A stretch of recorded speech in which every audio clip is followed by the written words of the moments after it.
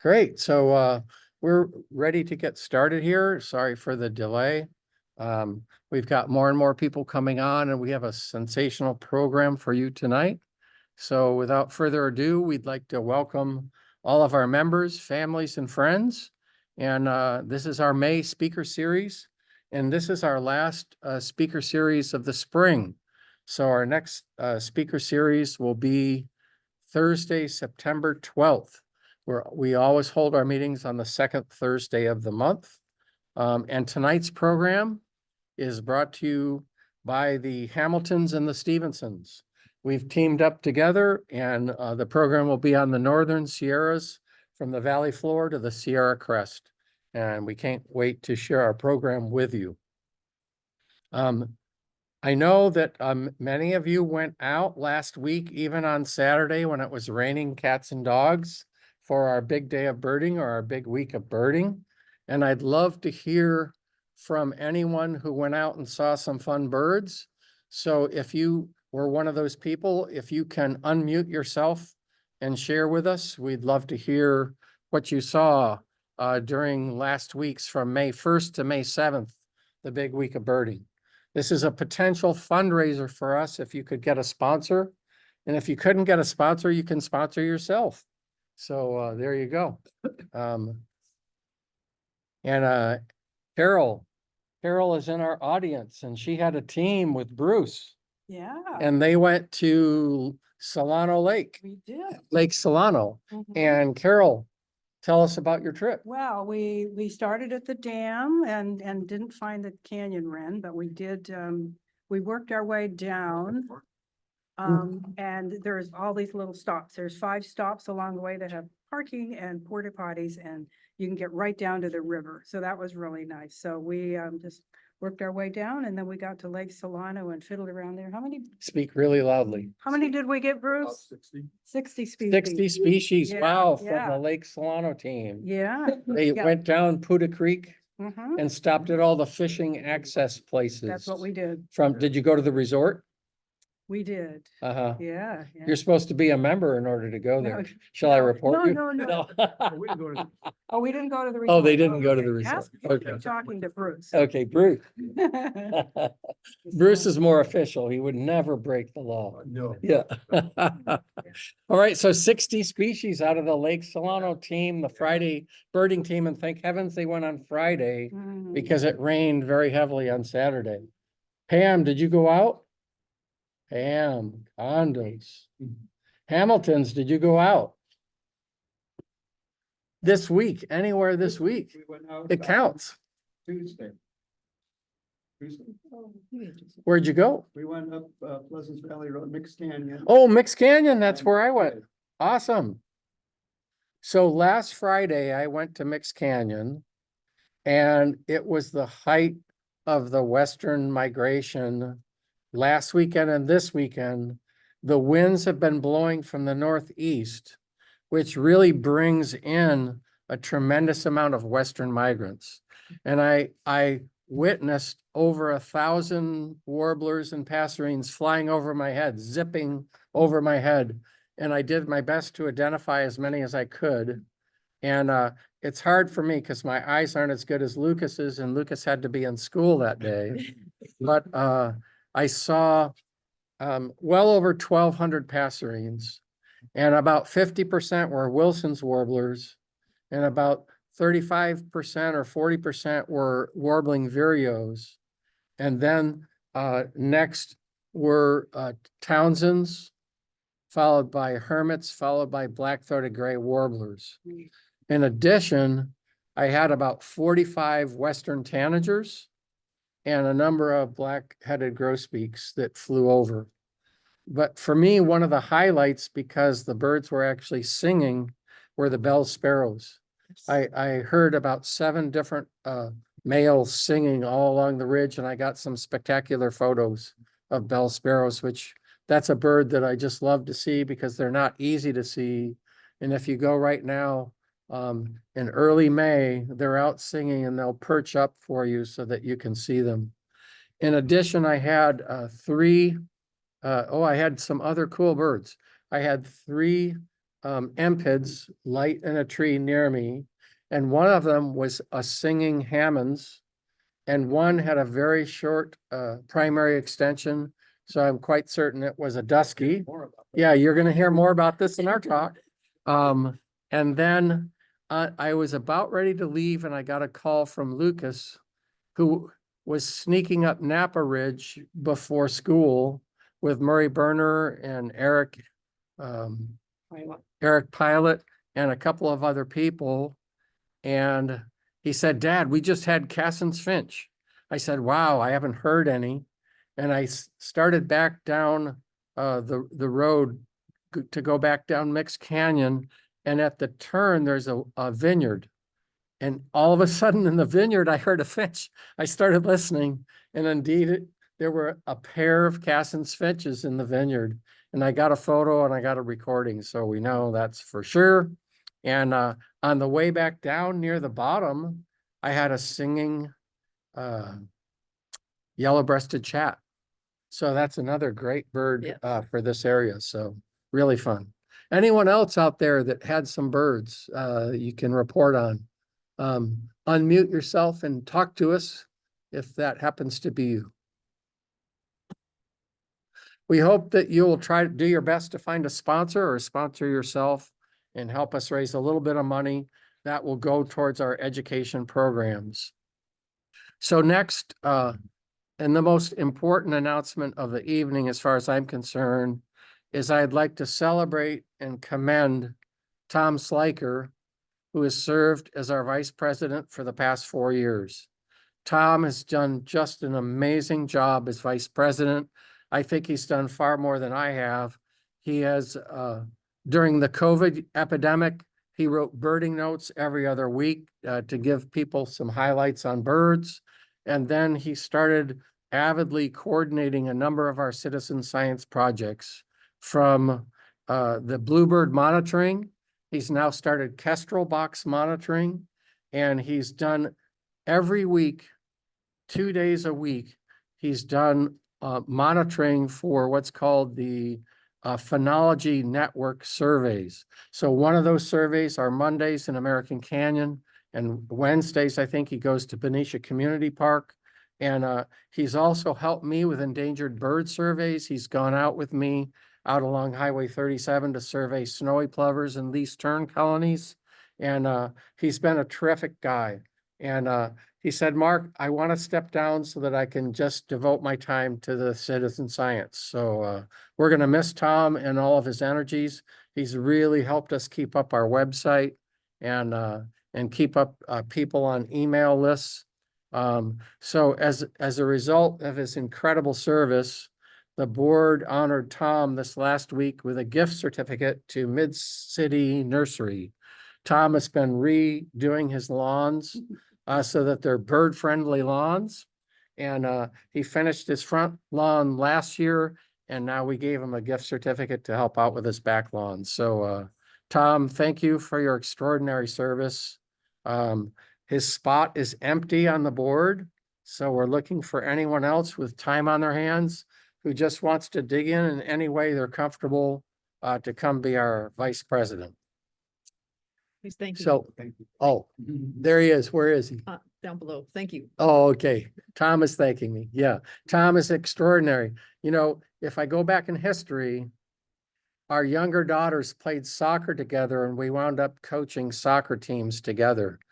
Tom is a great guy to work with. Well, my daughter's now 32.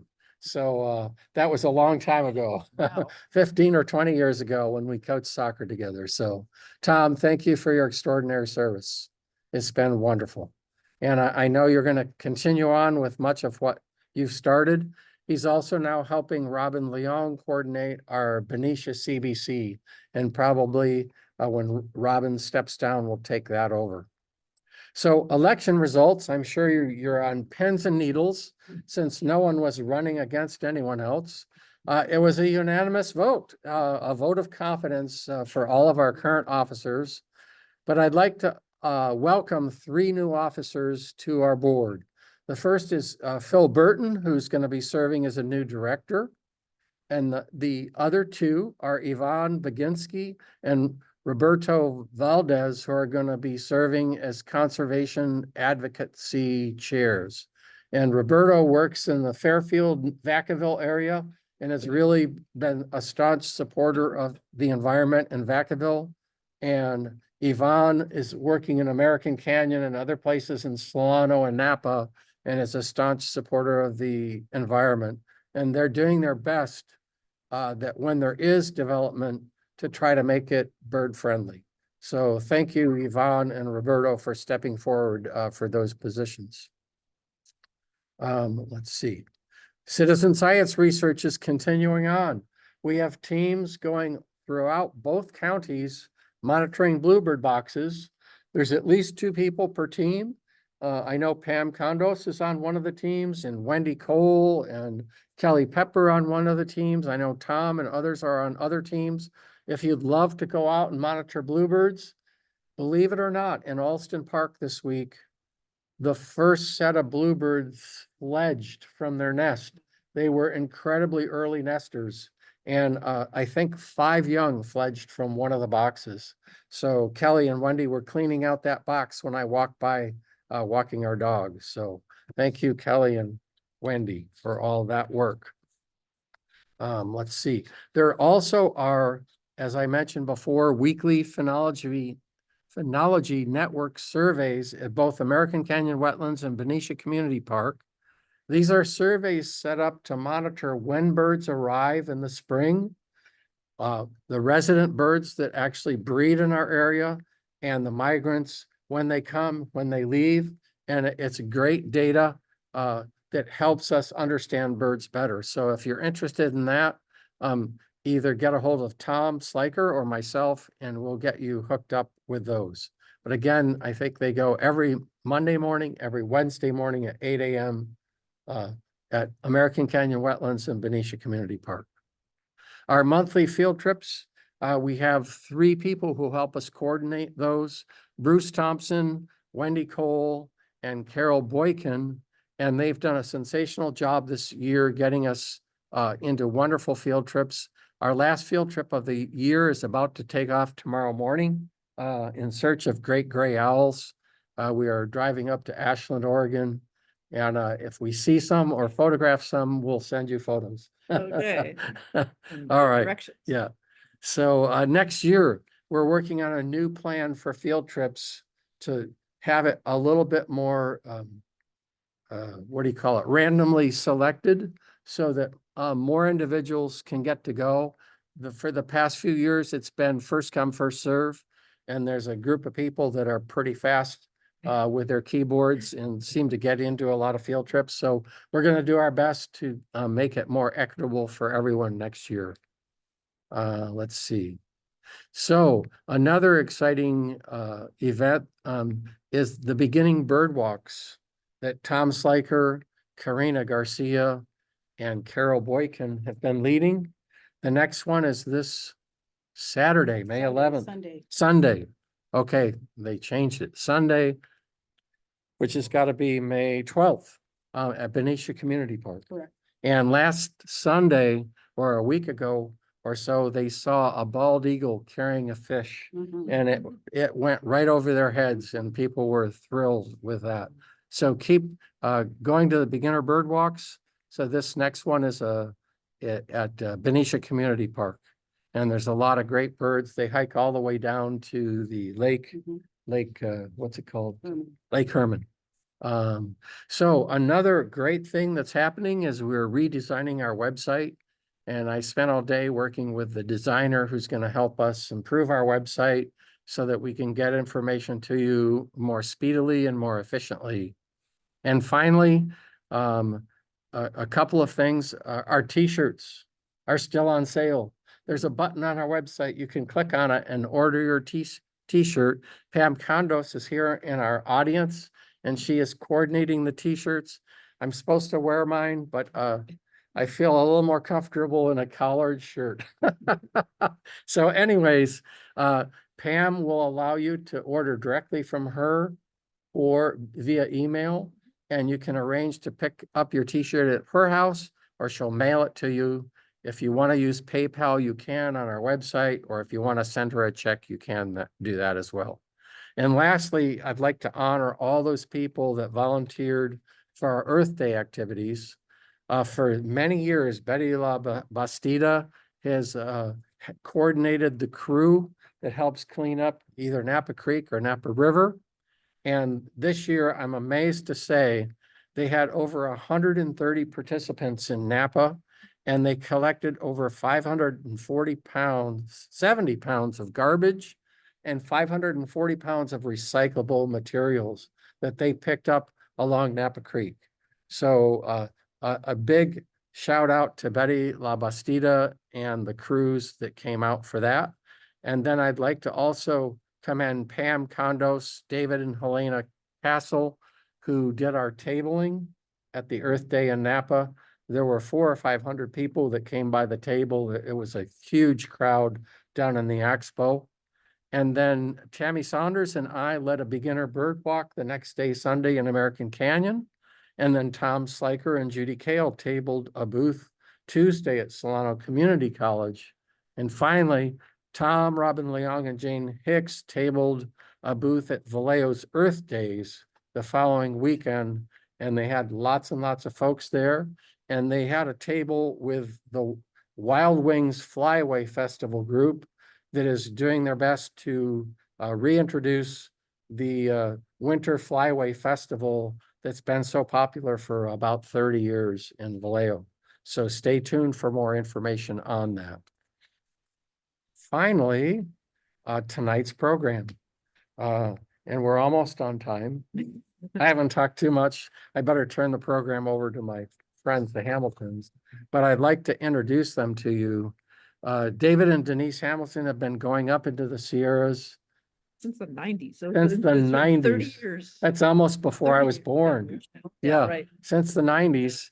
And they have found so many wonderful spots up there. I venture to say I've only been going up for about 10 years or so, but together we have been able to photograph and witness so many birds, and we're excited to share with you the spots that we've found great birding to go to and to share our photos with you. Both, oh, I'm gonna mute somebody here.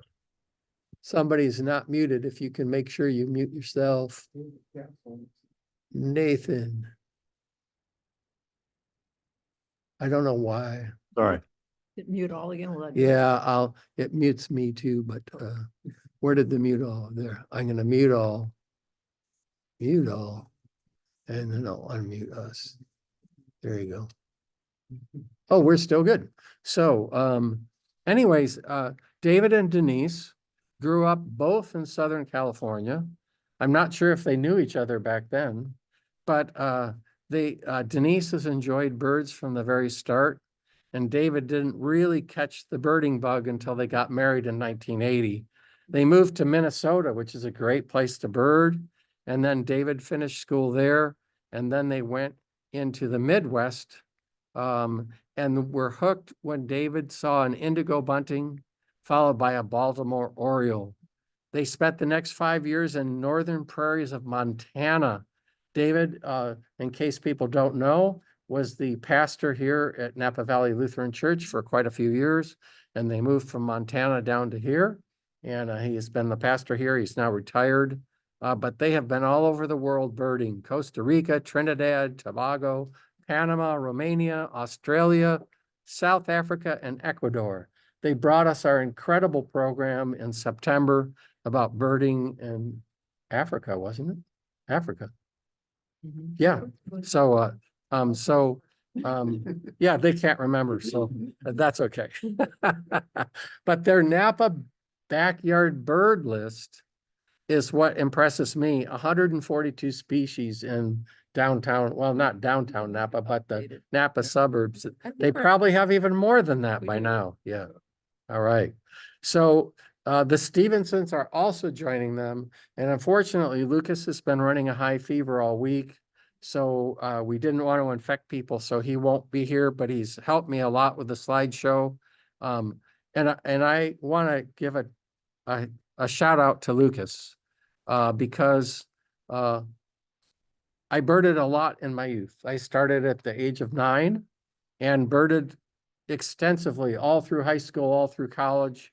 I worked in environmental education and led birding expeditions until I was in my mid-20s.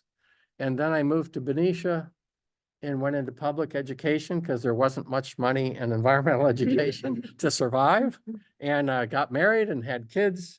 And my first set of kids were really active in sports, and I had a very busy job, and birding fell by the wayside. But Lucas came along 18 years ago now. He's now 18. And at the age of 9, he caught the birding bug from the Napa Solano Audubon intern who visited his school. And then we went backpacking at Point Reyes, and he's never turned back. His skills are just incredible. He's passed me up years ago. He helps me find all my birds, and I do my best to try to photograph what we see. But Lucas and I have gone to Ohio, Arizona many times, Texas, Florida, and Costa Rica, and we've had some great photos. So we're looking forward to sharing those with you. So without further ado, we will share our screen. And also mention about the link to the. Oh, yes. On our website, we put a link to an article that Denise primarily wrote that's got all of the hot spots that we are talking about in our show. So if you don't have to take fastidious notes, a lot of the information is right there. Okay, what do I want to share here? Let's see. Let's see. I got to get my keynote here. Keynote. Oh, yeah. It was started, I thought. There we go. So now, is it this one? I don't know. We'll see if I'm sharing the correct one. No. There we go. Can you see that? Everyone, raise your hand if you can see that. Oh, good. Did anyone out there? Yeah, you can't. I see a hand raised, so that means we're good to go. So our talk tonight is on Sierra Nevada birding, and I'm going to set the stage and then let Denise and David take over for a little while. But this is one of the birds you can see up there, and we'll talk more about it in a minute. But let's see if this works. Okay, so believe it or not, we thought Can you we've minimize that. I don't know if I can, yeah. We've talked about how big the area is that we're seeing photos from.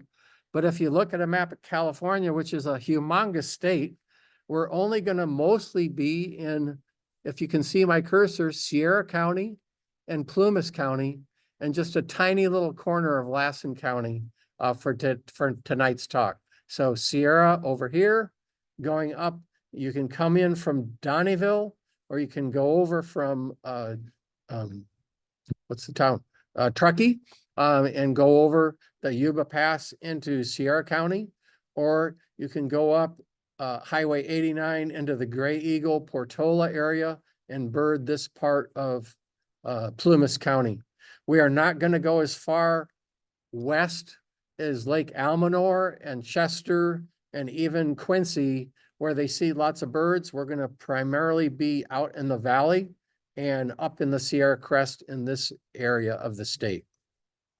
So there we go. So this is a map, an overview map of the areas we're going to be bringing to you.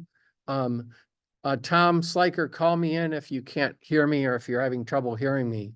We're going to start out in the Sierra Valley, which is this sort of light beige area right here of the valley, and look at spots that are roughly the valley elevation, which is between 4,500 and 4,800 feet above sea level.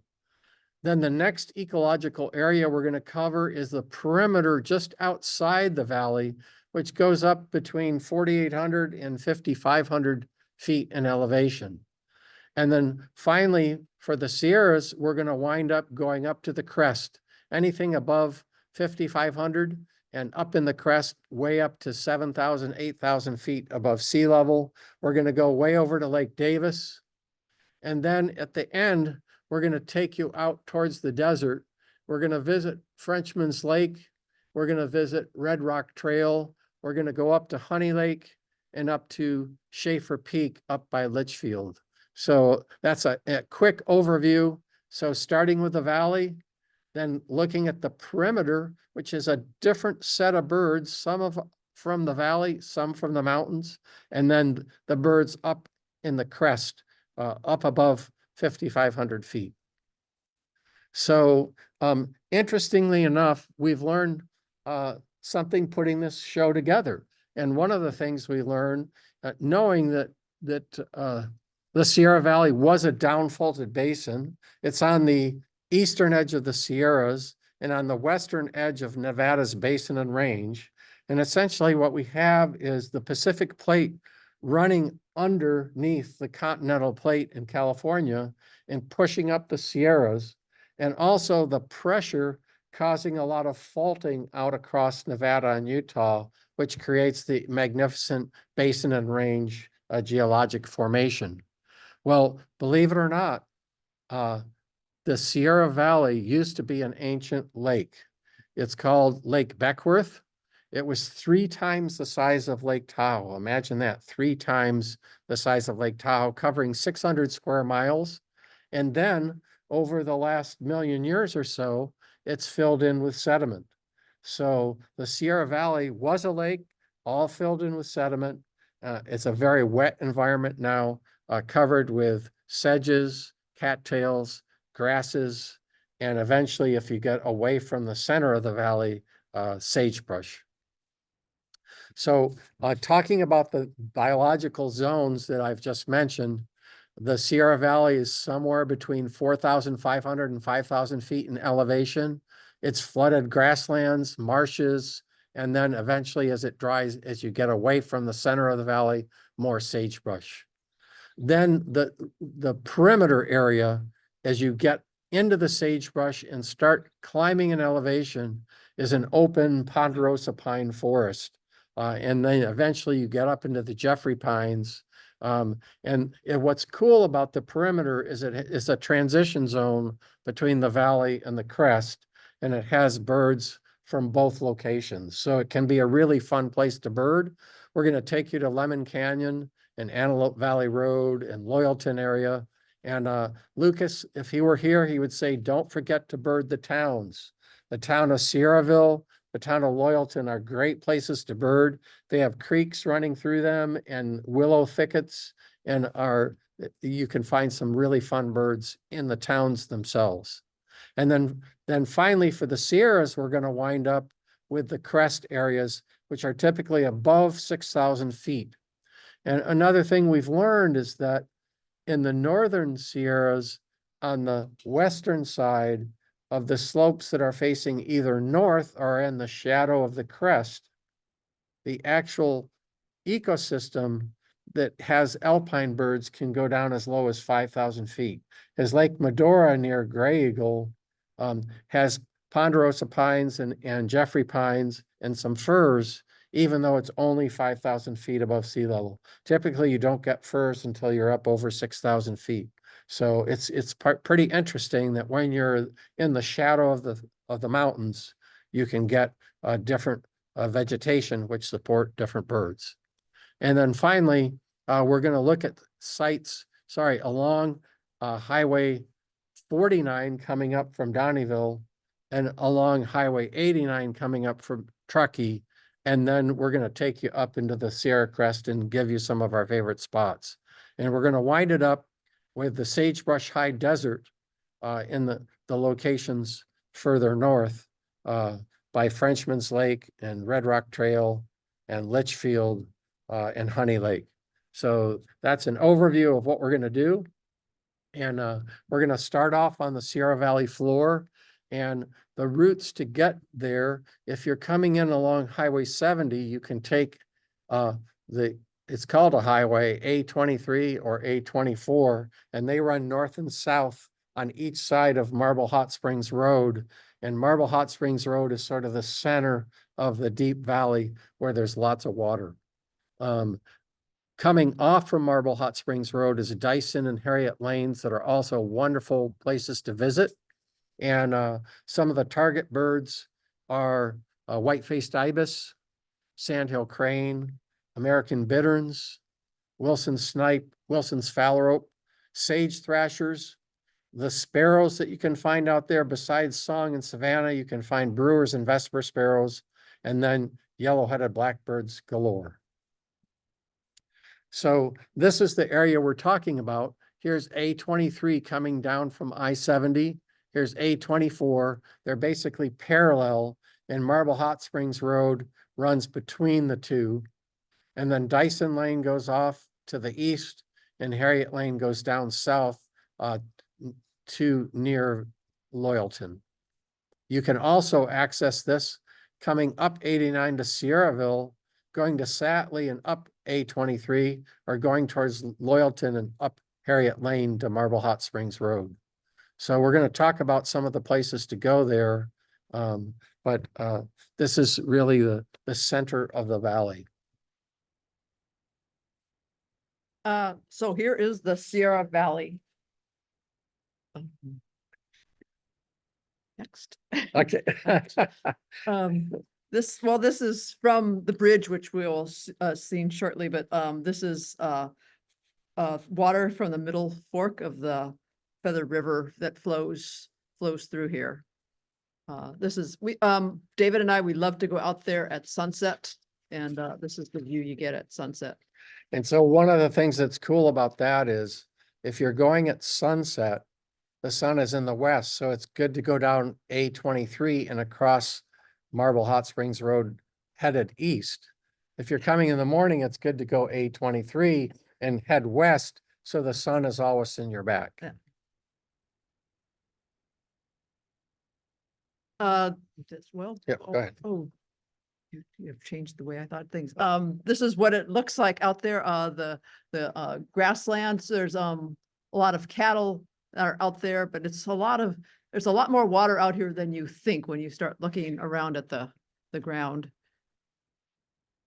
There's some flowers out there. You have to kind of look, and sometimes they're there and sometimes they're not. And this one, since it's covered with Calico flower. I think. yeah, it's something, but this was just covered the ground everywhere one springtime. This is common mattia.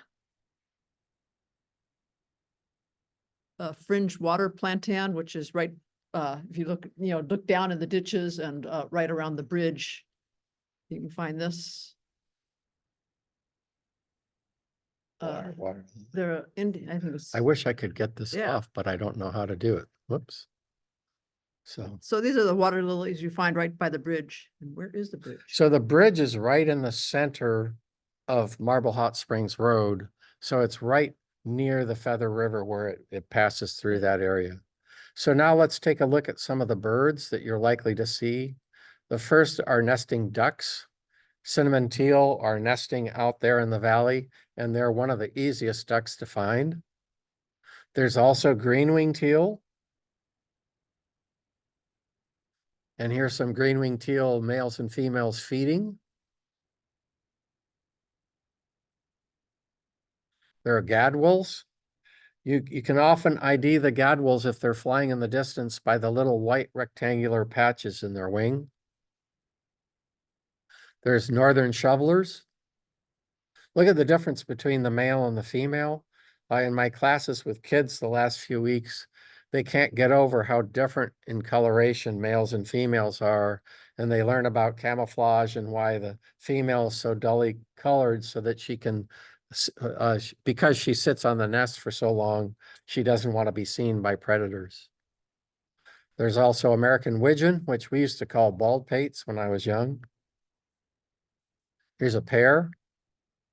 Lucas wants for sure for me to tell you, many of these pictures were taken in the Sierras, but if I have better pictures from another location of birds we see in the Sierras, then you might get a picture from somewhere else. He said, Dad, that subspecies of song sparrow doesn't even go up in the Sierras. So it's my best picture of a song sparrow though. So ruddy ducks are out there. This one was actually taken up on Marble Hot Springs Road. And if you go in the spring, you can find lesser scaup. So they often will take off, and I don't know if they breed there for sure, but they're there in the spring. A breeder who you wouldn't expect, I thought redheads were way up north, but the redheads actually breed in the Sierra Valley. And if you go slowly along Marble Hotsprings Road or along Harriet Lane, you often could get a glimpse of the redheads. This was taken right up there. Pied-billed grebes, they breed up there, and I think the next one will show the chicks are just amazing with the colorings on their heads, and they'll ride up on the backs. So here's a picture of the chicks. Coots also breed with their very interesting looking chicks. It's really interesting to me that a lot of these young chicks have kind of like a lot of red on the face. You'd Yeah. think that would be a target, but apparently they survive pretty well. So here is an eared grebe.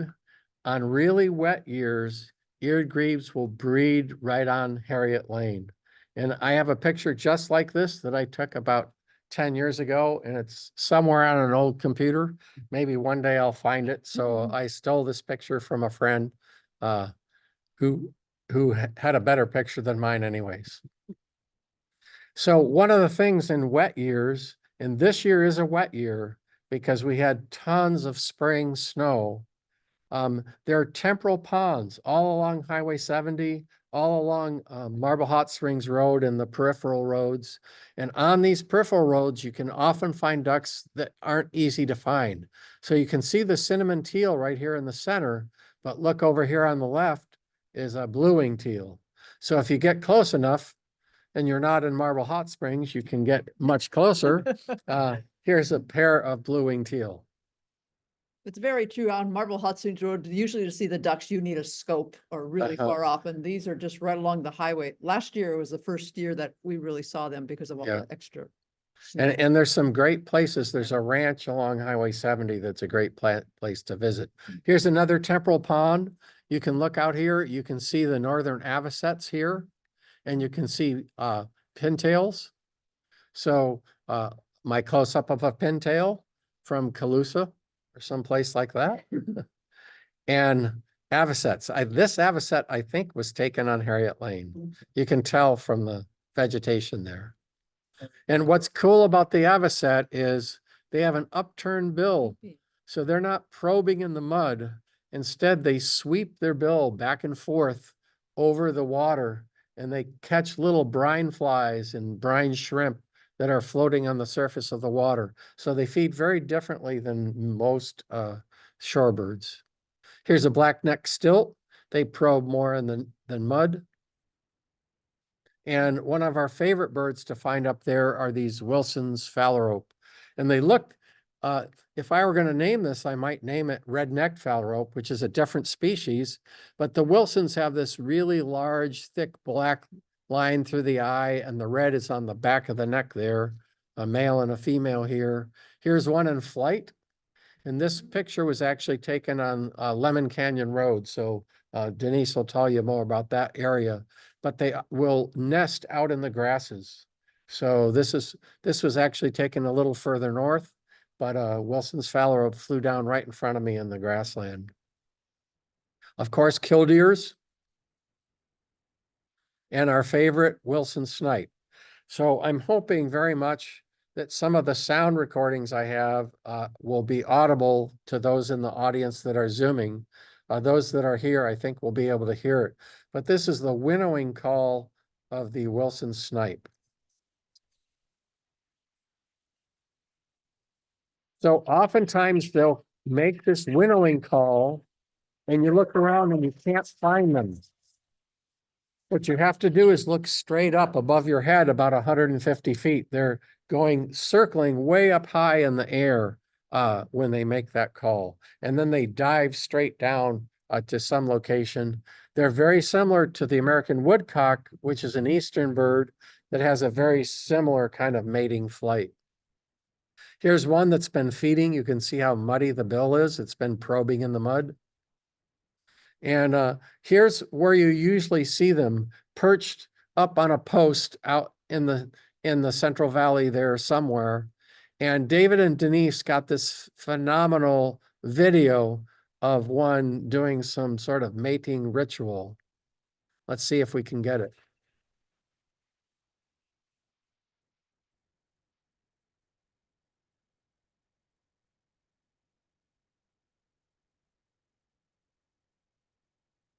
She's preening away.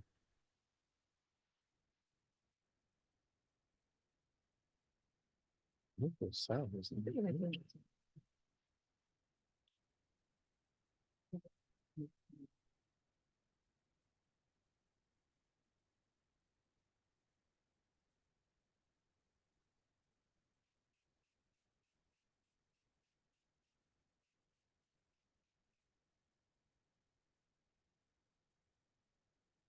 So another bird that perches out on the posts is the willet. And this is the last place in the world I'd ever think there would be a willet. But sure enough, they nest up in the Sierra Valley grasslands. And we have 3 pictures of willets because oftentimes when you see them, you do a double take wondering, what is this bird? This one is sort of gray in plumage, but look at this one, sort of brownish with some scaling. And then here's another one that's really scaled. So perhaps depending on their age, also on the light where you are, you can get really different views of the willet. Along Marble Hotsprings Road, there's rails. You often can see a Sora rail like this one, or its a cousin, the Virginia rail. More often than not, you hear them calling. So knowing their calls is really helpful. If you don't hear them, if you play one of the rail calls, they'll often respond to you. So rails The door. or clap really loudly. Clapping is one of our techniques. They like the applause. Out in the valley, White pelicans are also out there. This was again from they're feeding out by the bridge. what's cool about the white pelican is, unlike the brown pelican, which is in salt water and a plunge diver, white pelicans are basically like dabbling ducks. They tip upside down and they'll often encircle their prey and push the prey into each other and open their big bills and gobble up the small minnows and things that they're eating, as well as plant material. I thought at first this was taken out there in Sierra Valley, but it may be up at Honey Lake. But it's in the general vicinity. I just love this picture of the pelicans flying silently over the lake and then higher up in the sky.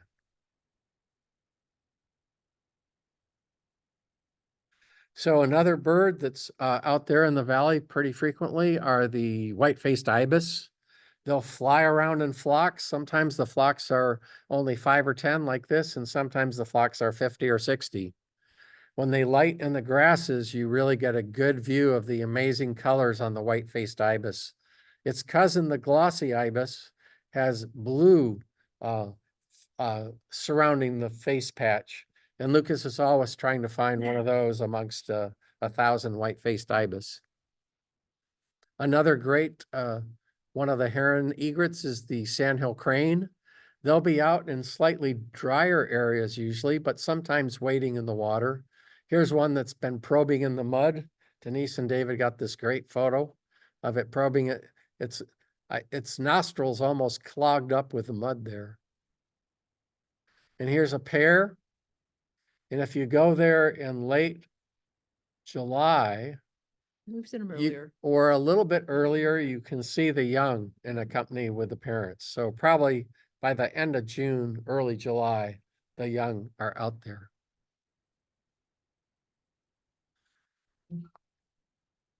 Bitterns, we're sometimes, we stop again on the bridge. We spent a lot of time out there standing on the bridge, which hopefully the picture will be coming soon.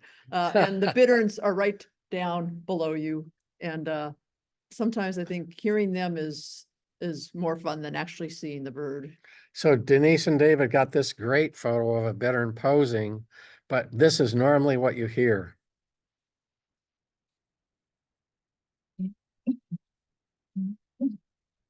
Can everyone hear that in our audience? Yeah. Hopefully you can hear it on Zoom.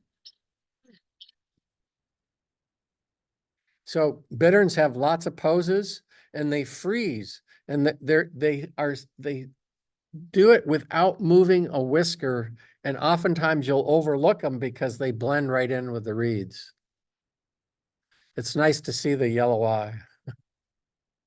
So another visitor out there that's everywhere prolifically is the marsh wren. Here's one singing.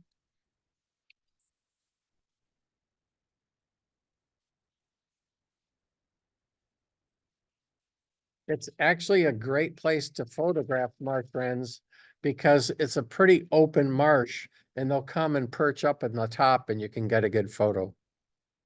So finally, we make it to the Okay, bridge. here is the bridge. If you talk to any birders who are out there, they know this bridge. I mean, it's been around for a long time and it was built in 1908 and it's the only California bridge built by the master bridge builders from the Canton Bridge Company in Ohio. So again, this is where the water from the Feather River flows out underneath it. So it's a pretty rusty It's bridge. pretty rusty. And if you walk across it and jump up and down, it shakes. So I always sort of go over it quickly in my car. But the majority of the time, there's like nobody else out there. So Uh-huh. we've gone and we've actually just parked out there on the car Uh-huh. sometimes and, you know, for a good hour before we even leave and nobody comes out there. But every once in a while, people do come, so you have to be careful, be Yeah. respectful. Yeah. It's good to park way over to the side. It's a very narrow road anyways. It's pretty hard for people to get by each other. And some of the farmers get a little feisty 'Cause they've if got you park right in the middle big of the truck- road. sometimes Yeah. big trucks and Yeah, trailers. So yeah. yeah, you have to be careful when you park out here. So Denise mentioned this, but the valley is filled with family farms that have been ranching this area for well over 100 years.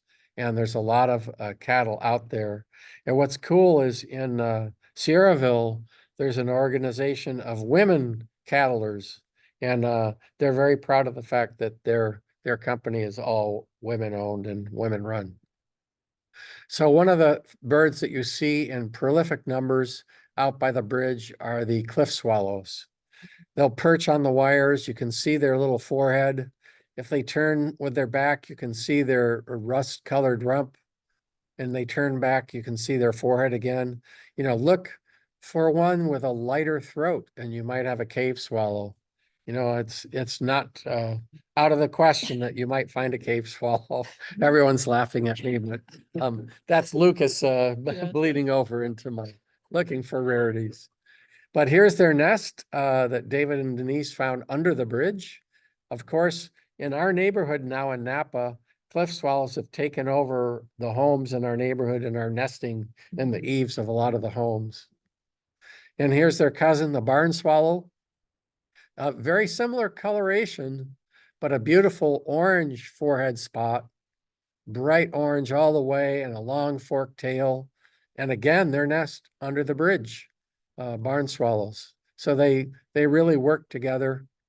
Here's a couple of young barn swallows clinging to the wire. Swallows feed on the wing. So literally they zig and zag over the marsh. They open their beaks to grab flying insects. One bird that's not too common out there, but you can find in the towns is the black phoebe. Of course, red-winged blackbirds are everywhere. And these, if you look very carefully, are the true redwing. They not only have the red epaulet, did I pronounce that right? But also underneath it is the yellow band. And so these are considered to be true redwings. In the Bay Area, we mostly have bicolored redwings, which only have the red. They don't have the yellow under it. So again, the most prolific blackbird out there is this great photo by the Hamiltons, yellow-headed blackbirds.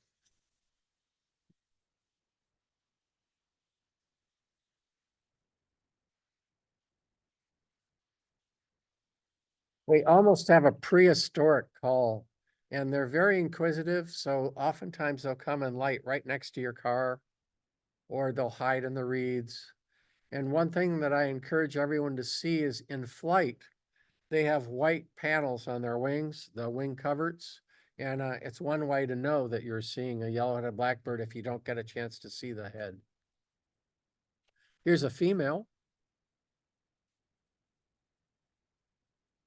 Okay, this is my song sparrow from the Bay Area, but there's lots of song sparrows up there. So I get, sometimes when a bird is common, you forget to take pictures of it. One evening we were out and the place was just, there was this massive flight of these Frenchman tiger moths, which I never ever seen before in our life. And so iNaturalist is really good for that. And I found out that they have sporadic populations throughout Western North America. And they live only near water, especially in wet lowlands and prairies and wet meadows, which this is out here. And their preferred host plant is bush lupin. But they were just beautiful to see them. They're just right down there at your feet, like hundreds of them. Bullfrogs are out there. You can't get away from the music of the marsh. It's, Yeah. there's one animal after another entering the chorus. We caught muskrats. I don't know if she was taking this for food or for what with their nest or whatever it is. So we'll get into the hawks for a second. One of the most common hawks in the marsh is what we used to call the marsh hawk. Now it's called the northern harrier. Here's a male banking and another male, I think, banking here as well. Red-tailed hawks are out there in good numbers, often sitting on top of a telephone pole. And the Swainson's hawk are out in the valley. So look at your red tails very carefully. And if they have the white patagials, the leading edge of the wing, you'll know that you're looking at a Swainson's. And Denise and David got this great photo of a Swainson's perched up on a telephone pole. Which we see on the same telephone pole, I think, for the past 5 years. Here's an American kestrel. They're out there. And, you know, a lot of people, they used to be called sparrowhawks, but they don't really eat many sparrows. They typically eat grasshoppers and other insects, maybe small mice as well. Here's one perched.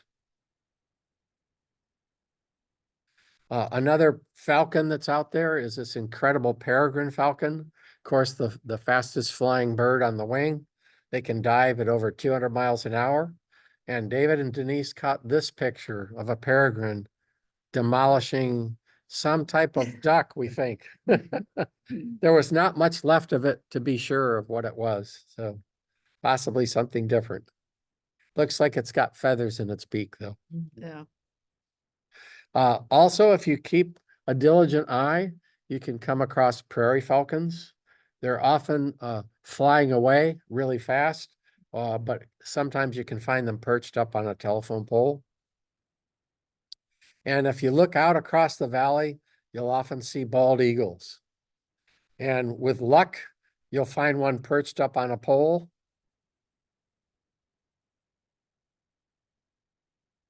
Or flying right overhead. Hate to say it, but this was taken at Green Island here in the Bay Area. In the winter, you can see ferruginous hawks. There are quite a few ferruginous that come down into this area. Here's one in flight, as well as a rough-legged hawk. I think this is my favorite hawk of all time, this rough-legged perched up in this juniper tree. And when they fly, you notice their big black shoulder patches. One winter, the long-eared owls, short-eared owls came down in numbers, sorry. And you could see them almost every night if you went out at dusk. Here's one perched, here's another one perched. So that was David and Denise's photo. Here's one of ours. And one flew right by our car.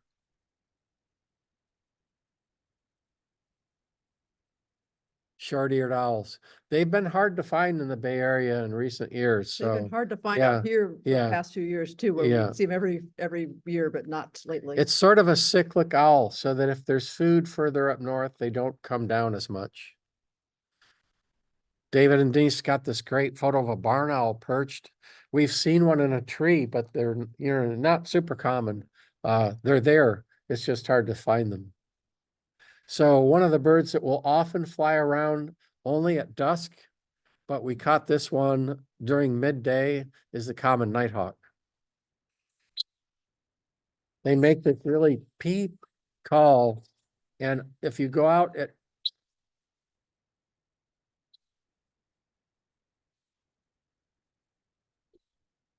if you listen carefully, it had a roar. That's their sort of mating call when they're diving to try to attract their mates. At least that's what I think. But they're out there in numbers in the valley. One of the best places to see them is up at Lake Davis at night, in Portola at night, in the town of Portola. So sage thrasher is one of the birds we go there to see. They're just such a beautiful bird with that beautiful speckling on the breast and their bright yellow eye. You'll often hear them before you see them. Here's a close-up that David and Denise snapped. And then one day we were driving down the road and there was one poking out of a sagebrush. Lucas took this photo. Also out there are Say's phoebes. They love drier, sort of high altitude grasslands. They go all the way over into Nevada, as well as a few western kingbirds. We tend to see the kingbirds closer to the towns of Loyalton and Sierraville rather than way out in the valley.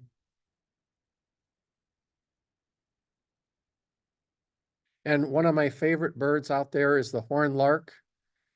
I've often never seen them put up their horns, but on this one day, one was showing off to me and it looked at me and you could really tell why they're called the horned lark.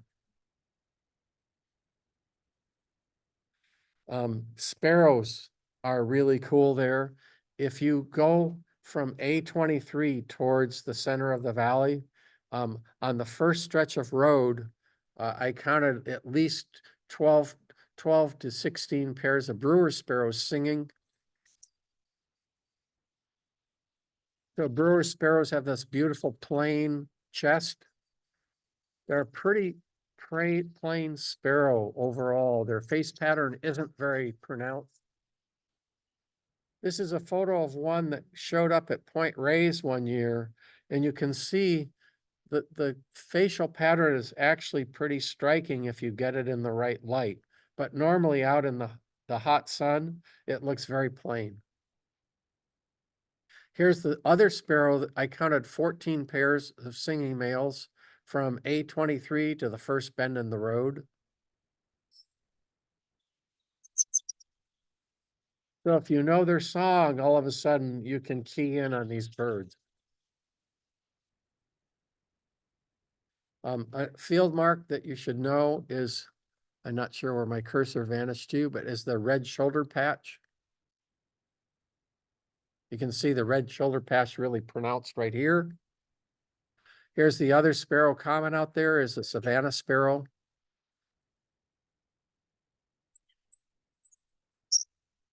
They have a much buzzier song. It's a more quiet song. A lot like a grasshopper sparrow. One year, Lucas and I found a grasshopper sparrow up there and the eBird reviewer went crazy.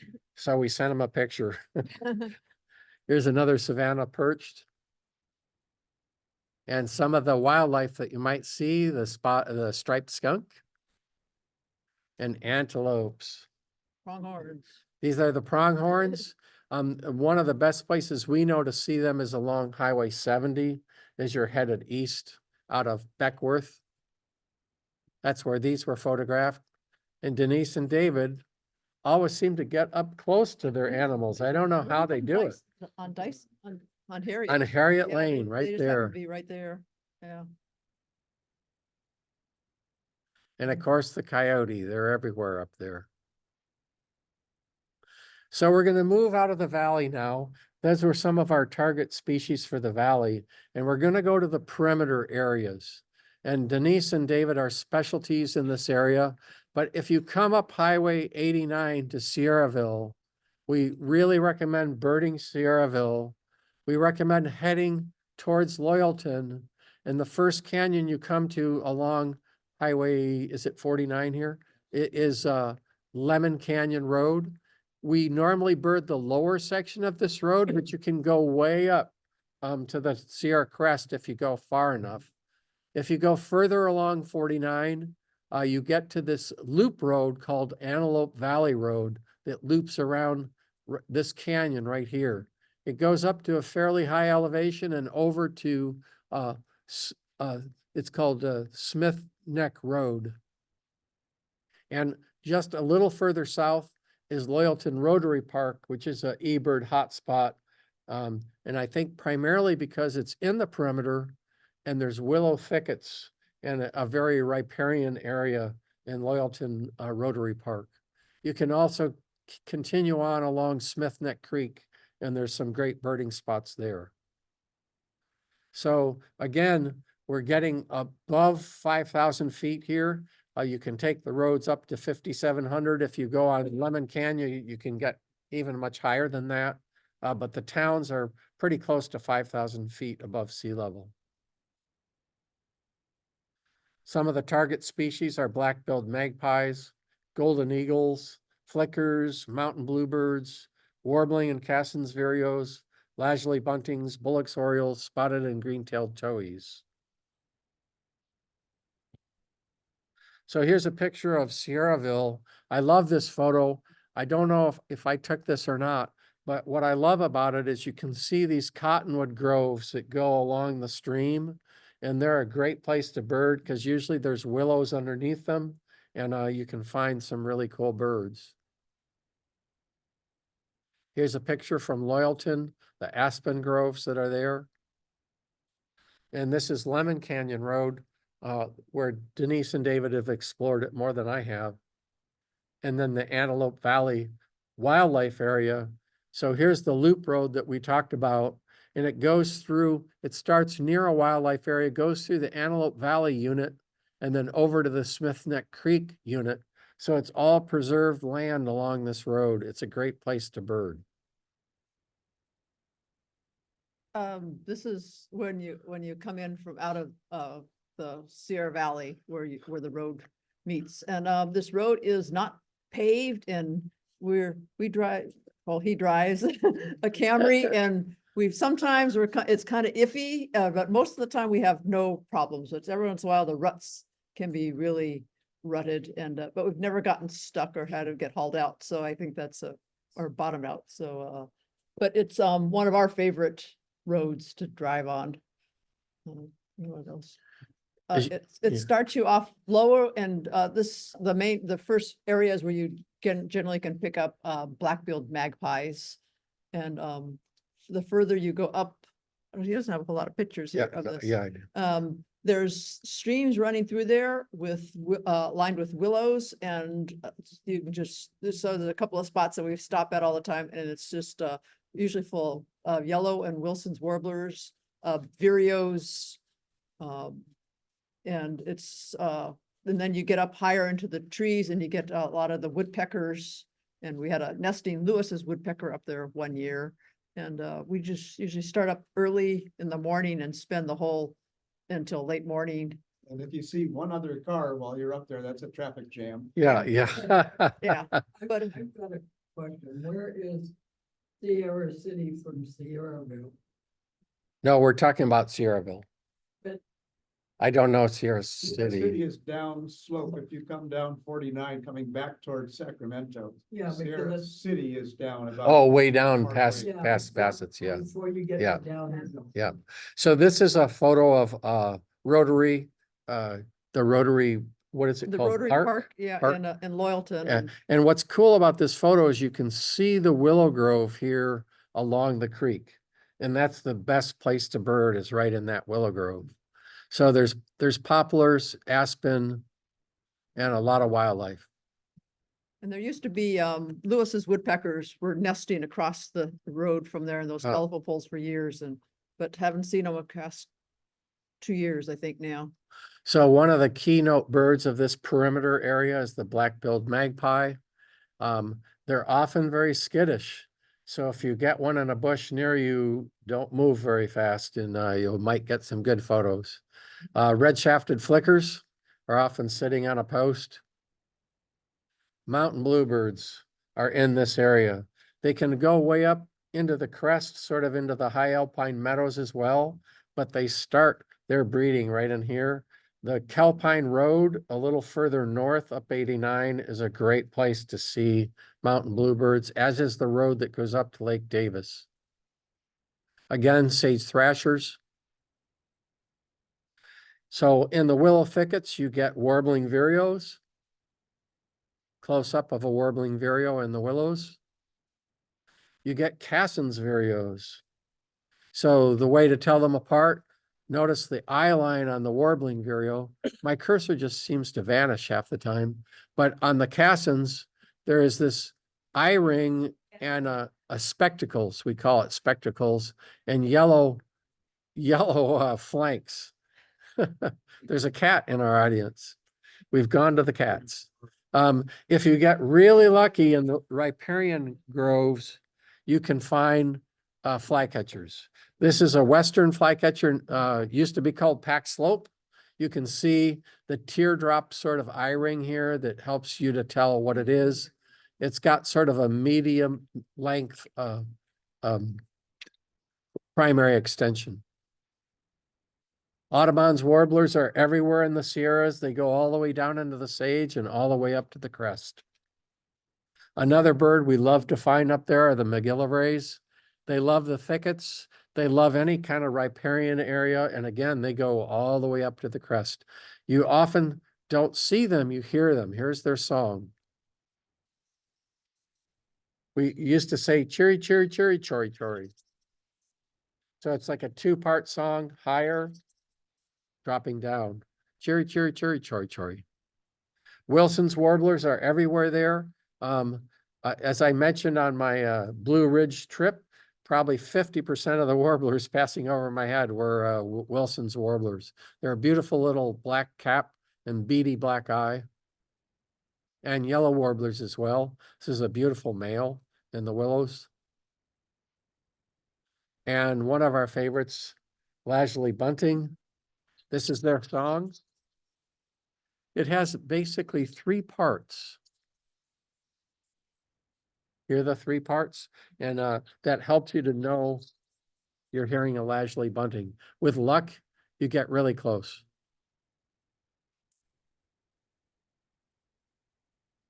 Here's one. This is a more common view, hiding in the trees. But if every once in a while, you'll get one that comes out in the open for you. Another bird of the cottonwoods is the Bullock's oriole. You'll often hear their chatter and whistles before you see them. Yeah.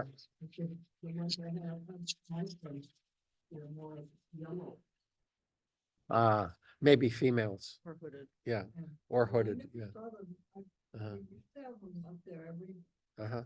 April through July, probably. So one of the primary field marks of the bullocks is this big white splash on their wing and the black line through the eye and sort of a minimal black under the chin compared to like a hooded. We found a hooded up there one year and it was, I think, the first county record ever being up there. Here's another bullocks. Another bird that's pretty common up there is the spotted towhee. They go way up to the top. And this one, which is one of our favorites, the green-tailed towhee. Green-tailed towhee. So green-tailed towhees have this sort of red crown right here and a beautiful green splash on their wing on the primaries. Juncos and golden eagles.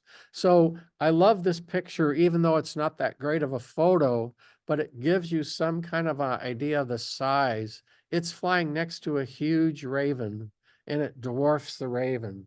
And every once in a while, I think our presentation's going to the cats. Every once in a while, you'll see them soaring by themselves, or you'll find one perched on a pole. So this is one of my favorite golden eagle pictures here, perched on a pole. This was going up 395. There's lizards everywhere. This is a bluebelly, obviously. And every once in a while, you'll see a little snake. You are out in the desert though, so beware of rattlesnakes if you get into drier areas, or in the Sierras as well. That was a garter snake, or a ribbon snake possibly. So the next part of our program is our third ecological zone, the Sierra Crest. And you can access the Sierra Crest in a couple of different ways. But first, the geology. Most people know this, but the Sierras were a massive molten granite batholith buried deep in the earth, over 400 miles long and 60 to 80 miles wide. And because it was covered with many layers of sedimentary rocks, it took many millions of years for that molten mass batholith to cool. As a result, the crystals in the granite are pretty good size. A normal crystal in a granite might be like 1/4 of an inch or 1/2 an inch, but there are crystals in the Sierras that are the size of a house, because it cooled so long, the minerals had the time to get into the right formation to continue to build a massive crystal. The magma took tens of million years to cool, and therefore it formed those crystals. Erosion, so when the batholith intruded into the sedimentary rocks that were above it, the rocks right on the border became metamorphic rocks, because they changed the sedimentary rocks into metamorphic rocks, and yet there were still many layers of sedimentary rocks on top. So those sedimentary rocks have now eroded away as the batholith was pushed higher and higher by the Pacific plate sliding under our plate. And now it's those sedimentary rocks that have turned into silt and sand that have filled up the Sierra Valley. So again, the Sierra Lake, which used to be Lake Beckworth, is 2,000 feet deep of sediment. So that's a lot of erosion taking place right there. So in the south part of the Sierras, the elevation goes up to 14,000 feet. In this area, the tallest peaks are around 9,000, 9,500 feet. So again, we're going to take you in two different locations that are our favorites. One is going up Highway 49 from Grass Valley, and you'll hit places like Wild Plum Campground, Big Springs Waterfall, and then you get to the Bassett's Lodge. Station. I always call it the Lodge. I apparently am mistaken. I've only been there a couple times, but we usually go up Highway 80 and drive up Highway 89 from Truckee to Sierraville, and over from Sierraville up 89 to Graeagle. So we're going to divide the Sierra Crest into the areas around Bassett Station and the areas around Graeagle. So here's a topo map sort of the area we're talking about. Here's the canyon coming up Highway 49 to Big Springs Waterfall and Bassett's, and over to Sardine Lakes and up to Packard Lake. And Denise and David will talk about that. And then eventually we'll get into the area going up to Graeagle, which I think, where is Graeagle? It's like right up in here. And we'll talk about the areas right outside of Graeagle. Did I call it right? Bassett's Lodge, Bassett Station. Station. Do I have to edit the slide right now? No.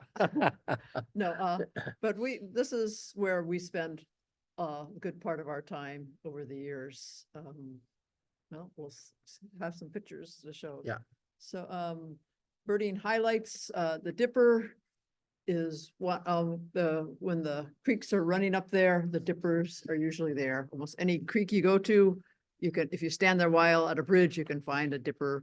Mountain quail, another big one's up there. You hear them, unfortunately, a lot more than you see them, but it is fun to hear them. We have one spot in a deep ravine where we pick up Pacific wrens, but it's always hearing them. flycatchers, you get olive-sided, Hammonds and Duskies. There's kinglets up there, white-headed black-backed woodpeckers, and the beautiful red-breasted and Williamson sapsuckers, calliope and rufous hummers. The thrushes, if you drive out there in the evenings, you can just hear their songs. It's just gorgeous.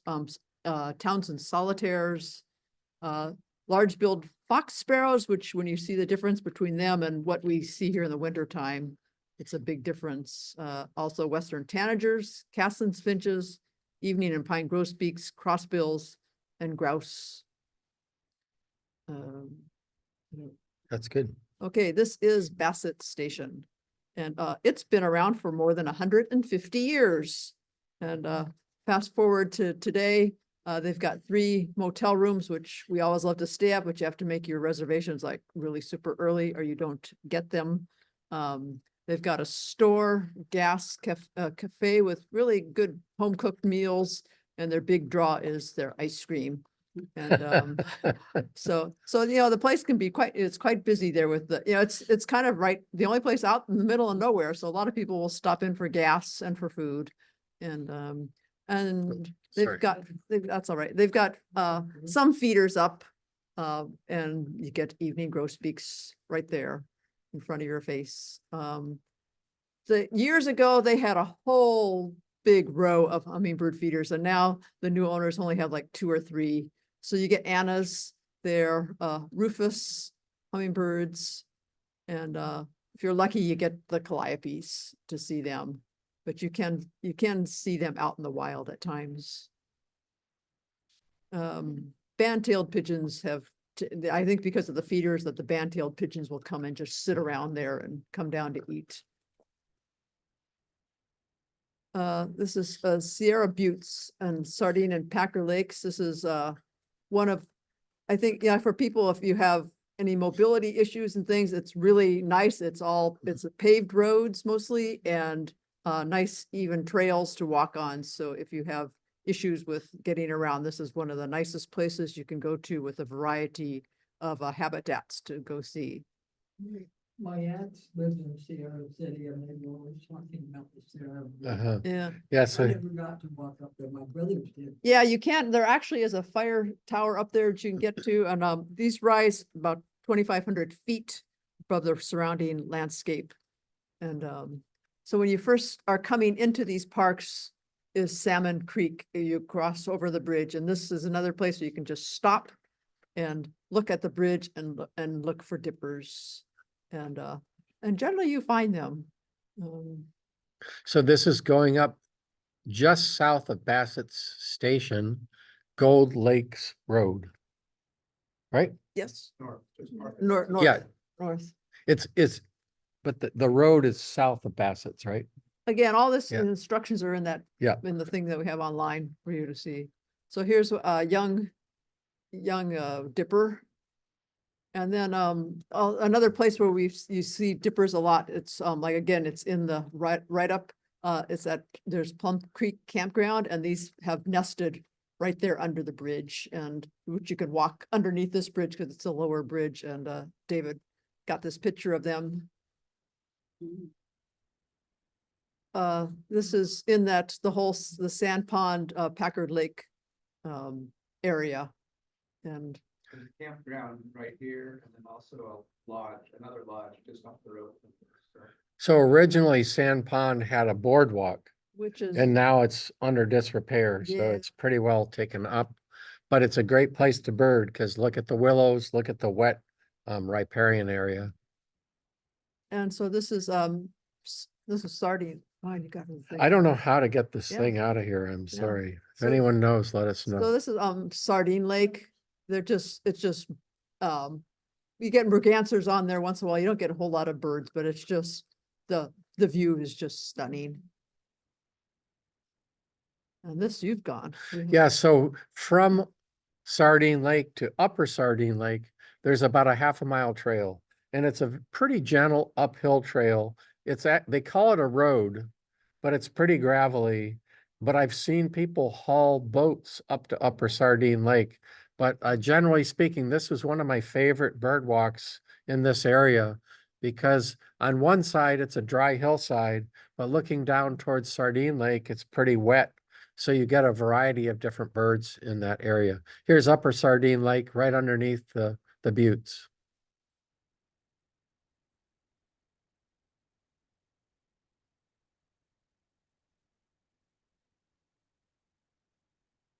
So this is Packard. Packard Lake. no, this is still the buttes. There is, Yeah. there is a overlook that you can drive up to on the buttes, which is, it's a gravel road towards the end. But to see it at sunset, and especially if the air is clear and sharp, it's just beautiful up there. More of the backside of the The buttes, backside of right? the Yeah. buttes, yeah. This, I believe, is a lodgepole chipmunk.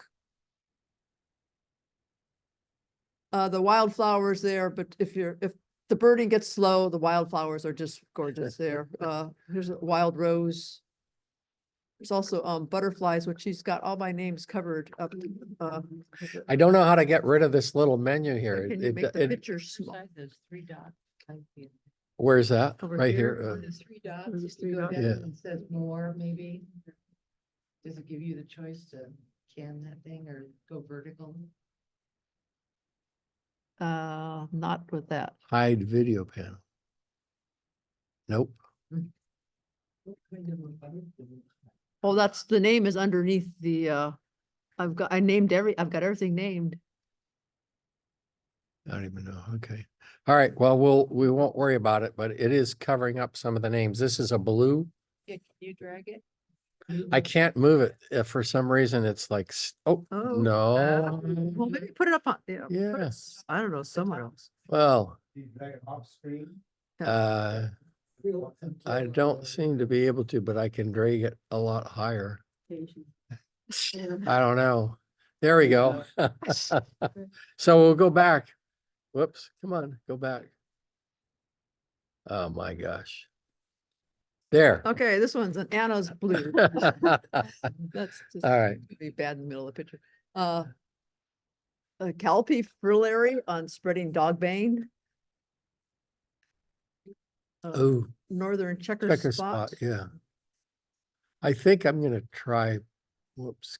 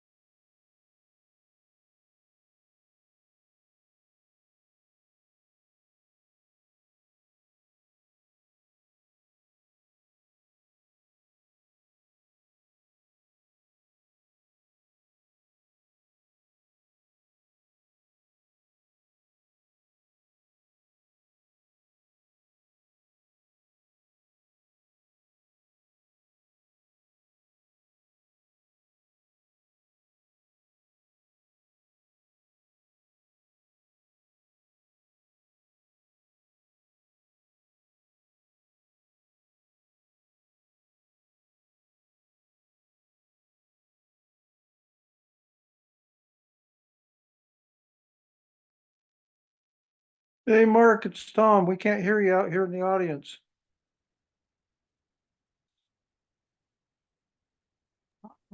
We muted ourselves, sorry. Oh, We'll go back. We're moving this thing around. So we're gonna go back 2 slides. Stellar's Jay. Here's a thick-billed fox. Thanks, Tom.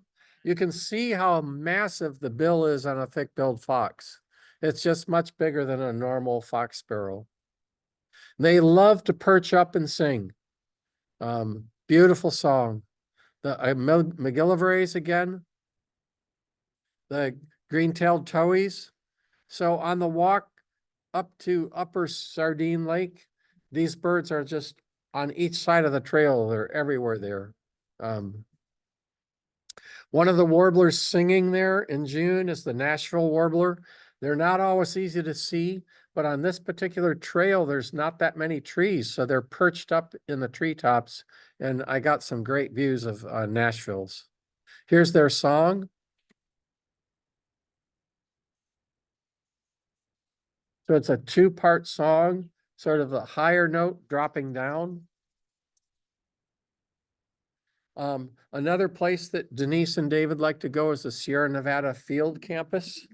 And I actually looked at the top hotspots in this area, and we literally are telling you about the top 25 hotspots. We hit every single one.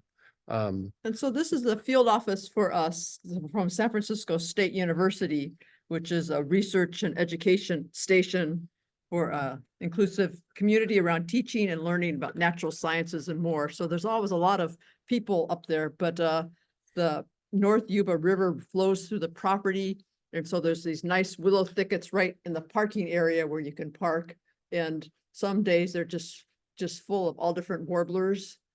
They've got the bridge crossing the river with dippers there, and they also have feeders up, and usually with cassins, finches, and evening grosbeaks.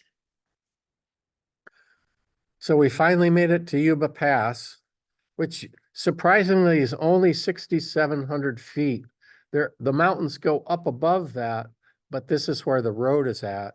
And here's our warning to everyone. Here's Yuba Pass about a month ago. So Yeah, this And- is the March blizzard. in years when there's a lot of snow, you sometimes the campground might not be open. The campground's never open yeah, anymore. It's yeah. not anymore. Yeah, so Yeah. anyways, you've got to be careful, especially if you go on Forest Service roads, because they can be really wet and ruddy. You can get stuck. And so we always recommend taking a lot of water. Mhm. There's often no cell phone coverage. So travel at your own risk. But the higher the clearance you have on your vehicle, the better. But I've been up here many times in my Camry, and you've been up there in your car as well. But Yuba Pass is the only spot that you can get to on paved roads Yeah. at this elevation. So Yeah. it's, it's safe to get up there, it's safe there. Other than, So you're up above 6,000 feet, so you're into the red firs. White firs are usually right around 6,000 feet, and it transitions up into red firs above 6,500. You can see the reddish hue to the bark. They often, for whatever reason, have this beautiful lichen that grows on them. Seems like more on red firs than any other tree. Here's their needles, single needles, of course, that are thick all the way into the branch. Here's the campground last summer. But fields of flowers. It's incredibly beautiful. I'm not sure if we named this one. up on the top. Oh, good. Yeah. Penstemons here. Whoops. Close up with a swallowtail. But the meadows in the forest often transition from one to the other. It's a great place because it's sort of an ecotone between a meadow and the forest, and birds love that boundary. So you'll often get corn lily and lots of snow plants poking through the snow, through the needles. Oh, here's white marsh marigolds. Elephant's head lousewort. That's one of my favorite Sierra flowers. I just love those little trunks coming off the elephant heads. This is, going back up on the forest roads, there was just this mountain whitethorn was just everywhere and just in full bloom. This is one-seeded pussy paw. It's just a really low covering, ground cover sort of plant. It's a buckwheat. And the butterflies just love it. This is an Anna's blue. they have cute chipmunks up there, this long-eared or lodgepole. So there's a lot of great birds up there. White-headed woodpecker is one of the dominant birds, woodpeckers. There's lots of sapsuckers. You often can find a sapsucker if you hear this. So they almost have a Morse code like that. And that signals to you there's a sapsucker. It doesn't have to be this red-breasted sapsucker. It could be their cousin, the Williamsons. Here is a blackback. The Yuba Pass is known for blackback. I know David and Denise have searched there. I try to go with younger people who can actually hear them. Wait, And, I can hear it, I can hear it. But Lucas and his friend Lucas found this one for me at Yuba Pass last summer. Here's a hermit thrush, which David and everyone loves their music at dusk or at dawn. Changing octaves. Here's one of the birds that David and Denise found. I think you actually found this on This was on Lemon Lemon Canyon. Canyon Road, Road, so, yeah. but there's a lot of solitaires up in this area as well. They actually, you can often hear them singing. They have one of the longest songs I know of any bird. It just goes on and on and on. That's all one phrase or whatever you call it. And they captured this photo. We found, yeah, we happened to stop in the right spot and all of a sudden here comes mom with the kids. And we stood there, I think, for over a half hour watching her feeding the kids. Here's mountain chickadees. They nest some years they're just nesting everywhere. And this one's got a mouthful of nesting material. One of the most prolific birds up there is the western wood pewee or the olive-sided flycatcher. So they're very similar. And the western wood pewee can have just as dark a vest, but if you look at the size of the bill, it should be the tip-off. Sharp-shinned hawk flying by. Audubon's warblers everywhere. And one of my favorites, the hermit. And what's really cool is that the hermit, when they migrate through this area, have one song. When they get on their nesting territory, they have this song. Totally different from what they're singing when they migrate through our area. Their song here is a lot like a black-throated gray. Let's close up. These were taken right at Yuba Pass.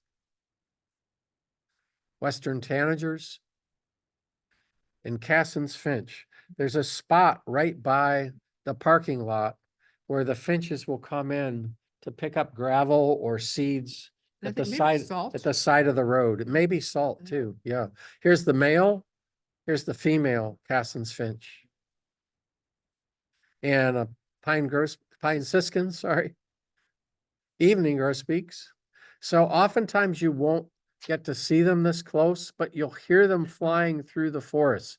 Listen to their flight call. It's a cheer, a loud, crisp cheer. And you know that you've got evening grosbeaks. And if there's a flock, it sounds like a flock. Yeah, they're, Yeah. yeah, Yeah, Yep. if you drive between Yuba Pass and Bassett, if you drive slow, that is the Yeah, spot to see. yeah. Yeah. They're so here's a female, not quite as bright. And mountain quail. In this area, you hear them all the time. You rarely get to see them, but here's one calling. That really kind of mournful call. This one was crossing the road in a hurry. Also, you can find, with luck, sage grouse. So here's a picture that Denise and David were able to get. And here's one that my friend Noah Stricker got of a male. I've never seen a male in the wild other than at a long distance. I only have photos of females. So we're gonna really briefly take you on the road from Truckee now to Sierraville. Along that road, there's 8 or 9 places that are just really amazing and we recommend exploring. You'll never have time to explore them all, but if you start out of Truckee and take Alder Creek Road, you can go to the lower Carpenter Valley Trailhead. It's now a preserve set aside by Nature Conservancy and the Land Trust up there in Tahoe, or the Truckee Land Trust. There's a little picnic area a little bit further up the road. It's a great place to stop and stretch your legs, and there's a little nature trail. If you keep on going, on the right side of the road is Sage Hen Creek Trail. It goes all the way out to the east to Stampede Reservoir. There's a UC Berkeley field station. They didn't want to be shown up by San Francisco State. And there's another meadow, beautiful meadow called Khyber's Flats. And then Weber Lake used to be privately owned resort, and now it's been purchased by Nature Conservancy and is set aside as a preserve. And Cottonwood Creek Campground is a state campground. So this is the area we're talking about. This thing has really become obnoxious. But if you start here in Truckee, down here, and head north, Alder Creek Road goes up to the lower Carpenter Valley.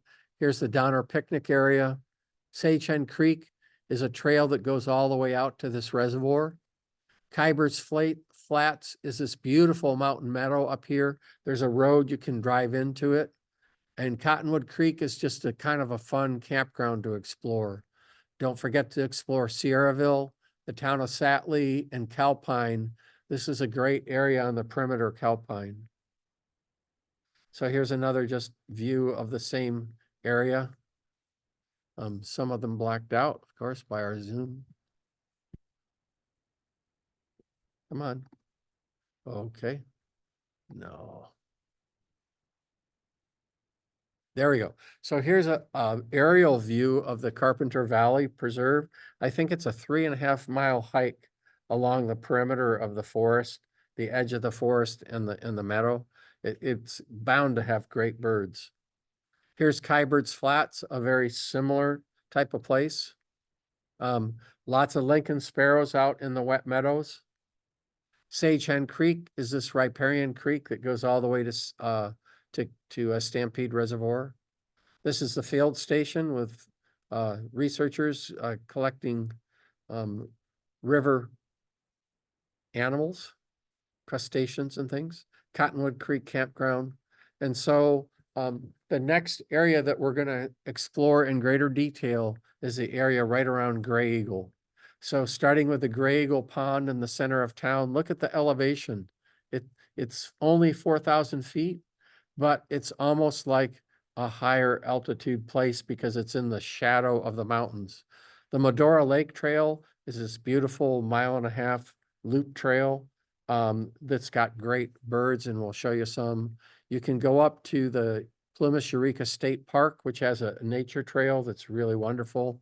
And if you keep on going down the road to Johnsville, there's a ski bowl.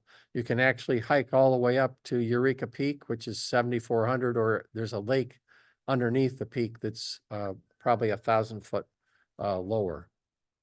And then we'll also take you up the Gold Lakes Road to the Fraser Falls Trail, the Graeagle Creek Trail to Graeagle Lodge, the Ewell Lakes Lodge, Salt Lick, the Round Lakes Loop Trail. Somebody said they're going to visit the Ewell Lakes Lodge.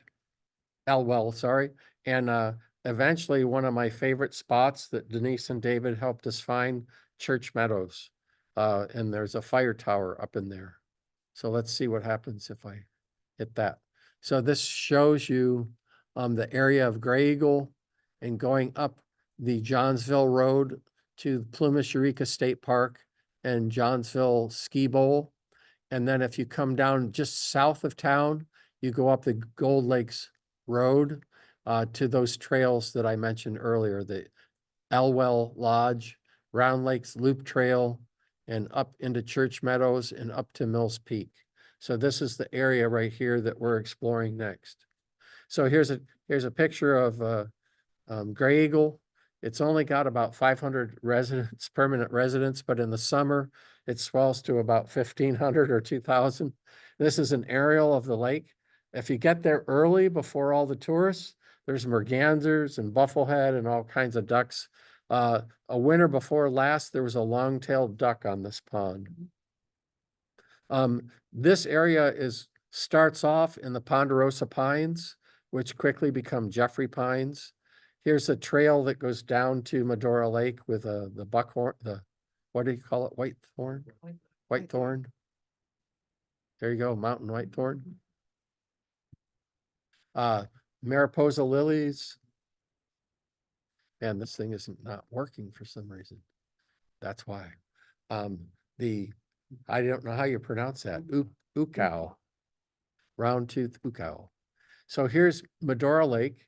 You can see how boggy it is.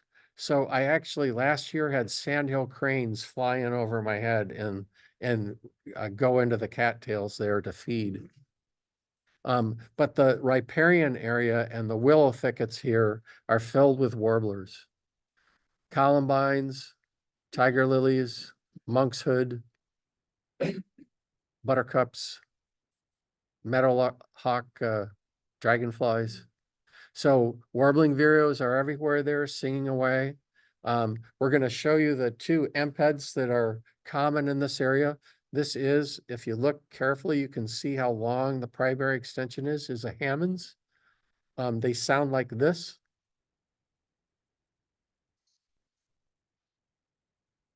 Their call is hoarse and sort of scratchy and lower than their fellow emped, the dusky. Here's a picture from the back. The primary extension is considered from the bottom of the secondaries to the tip of the primaries, this distance. And that's a pretty long primary extension. So you know you're looking at Hammonds.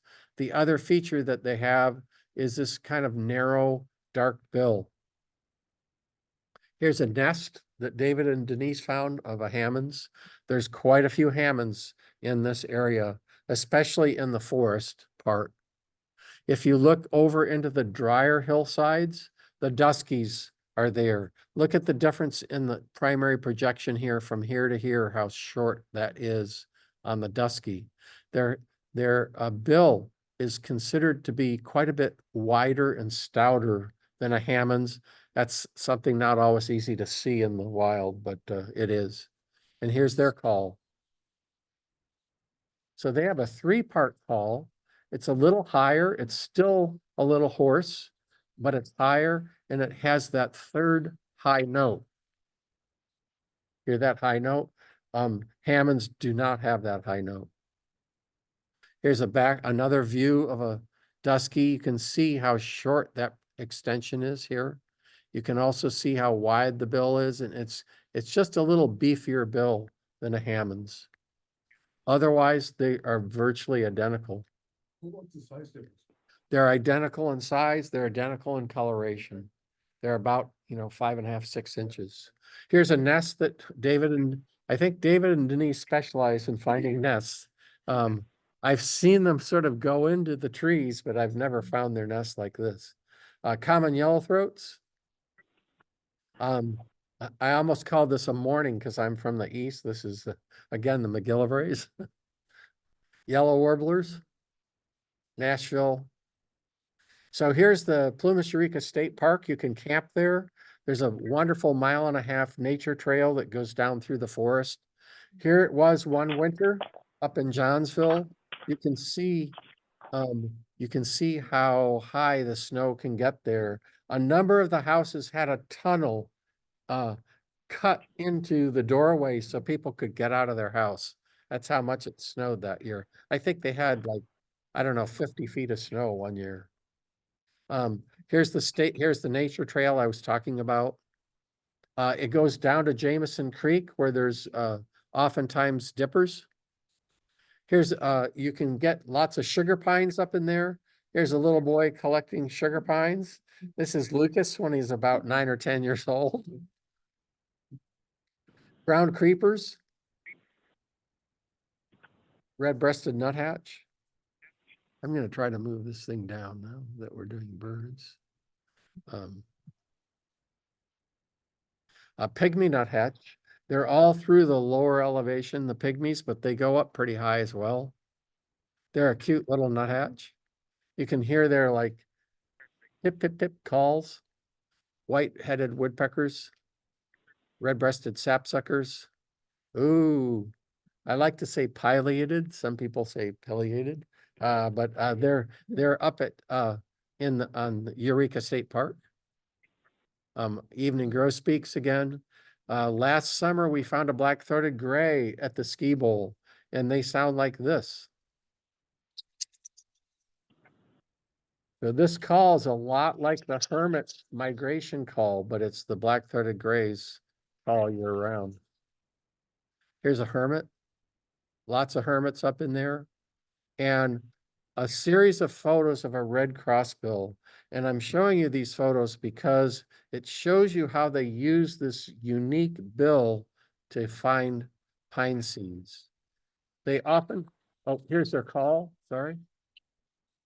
This is how you usually find the crossbills, is hearing them. They'll sit on a cone like this. They'll tilt their head down and they'll pry open the scales and pop the pine nut into their mouth. So it's a very incredible adaptation for grabbing those nuts out of the cone. Again, mountain quails. So the next trail we went on is the Graeagle Creek Trail. It ends up at Graeagle Lodge. It's about a 2.5 mile trail. You can have lemonade once you get to the lodge, and you can send your young son down to get the car to come meet you. You can actually drive to the lodge.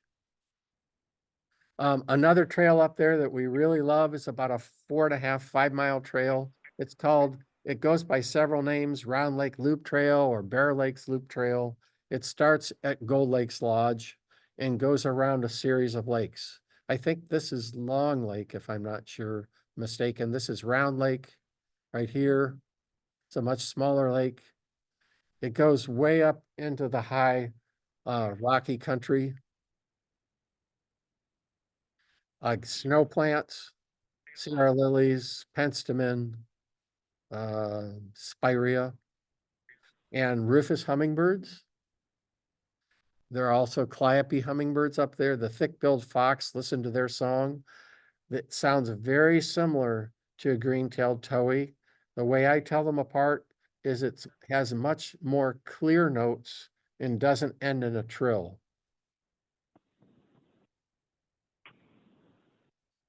See how whistly that is in the middle?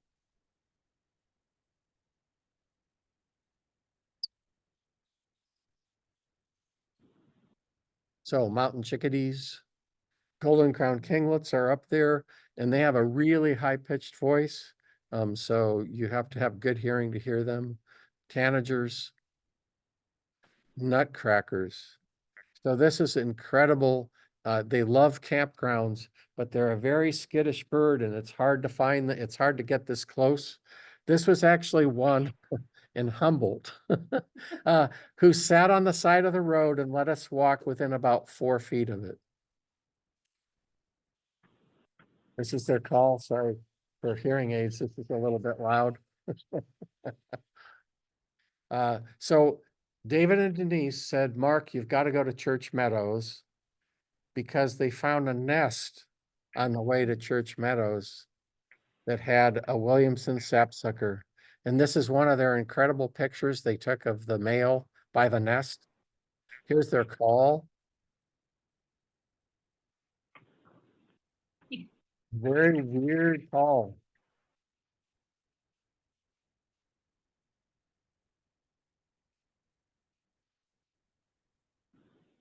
So here's a picture I got of the male.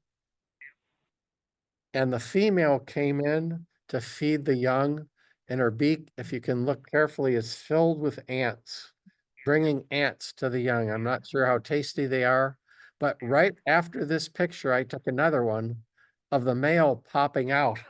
So this is my favorite picture, I think, of all time. Yeah. Here's Lucas sitting on the edge of the meadows. It's a beautiful alpine meadow, just filled with flowers. Lincoln sparrows are singing their hearts up out there. This is their call, Lincolns. Calliopes nest there.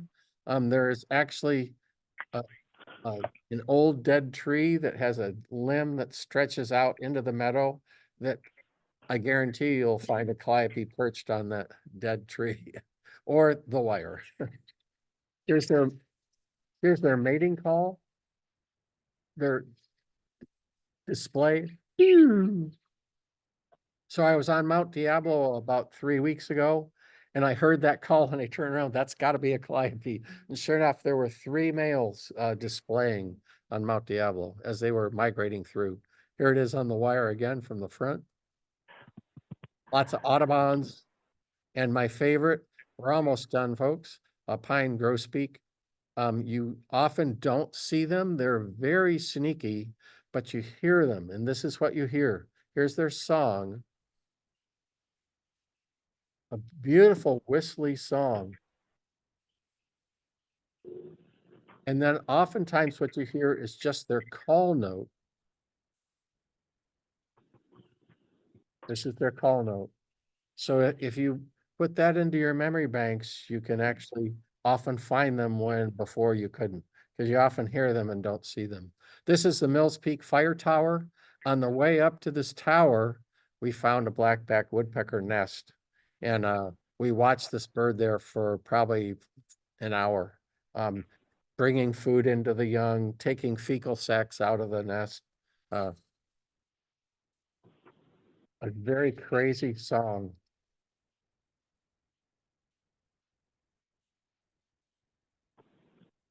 It sounds almost like a child's toy, one of those things you whistle around. Okay, very quickly, Lake Davis is north of Portola. It's about 5 or 6 miles out of Portola. It's got all these little fingers that go out into the reservoir. And on those fingers, there's often ponderosa pines that go out towards the water. There's squirrels, lots of flowers, lupins, mule's ears. There's spotted sandpipers out along the reservoir. And mergansers on the lake. This is the Hamilton's photo.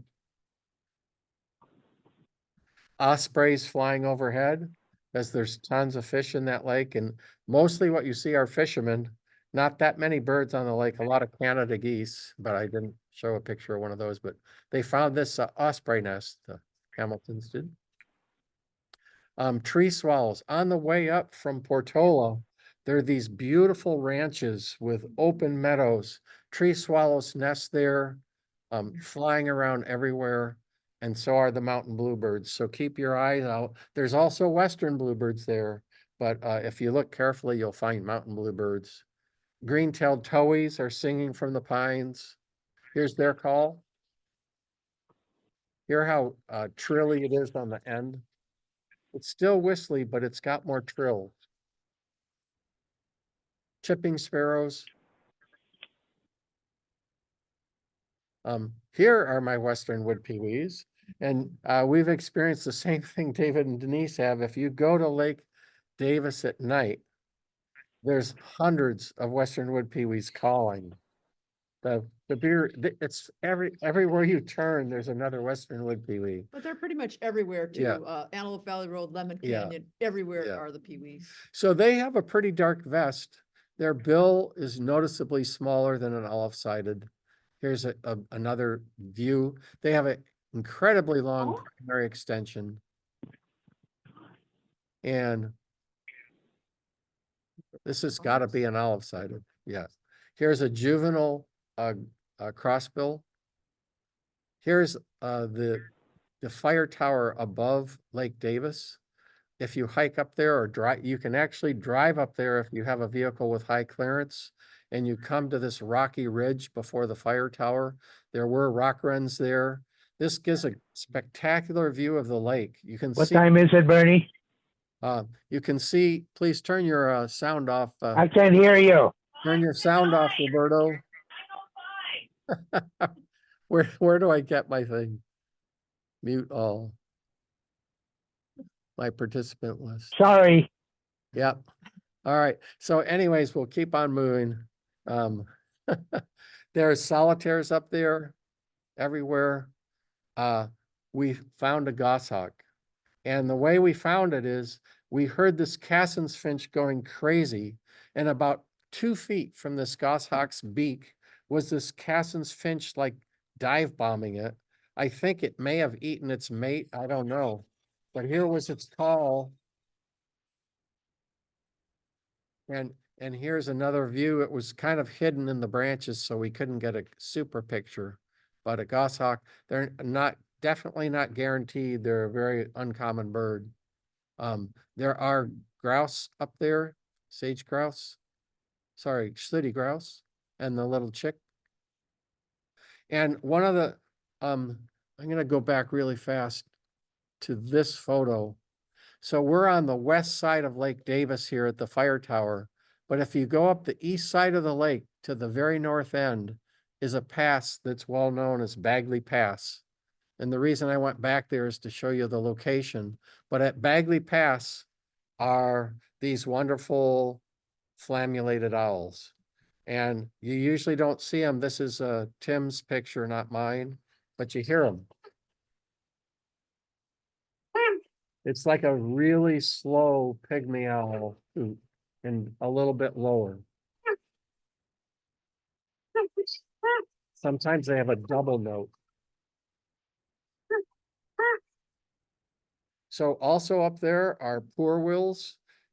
We hadn't heard one year, so we played a poorwill, and one came and flew on the roof of our car.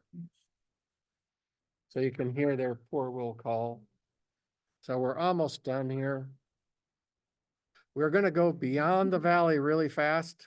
We'll go faster than we have during the rest of the show and take you to Frenchman's Lake, which is up east and north of Portola, Red Rock Trail, Honey Lake, and Litchfield.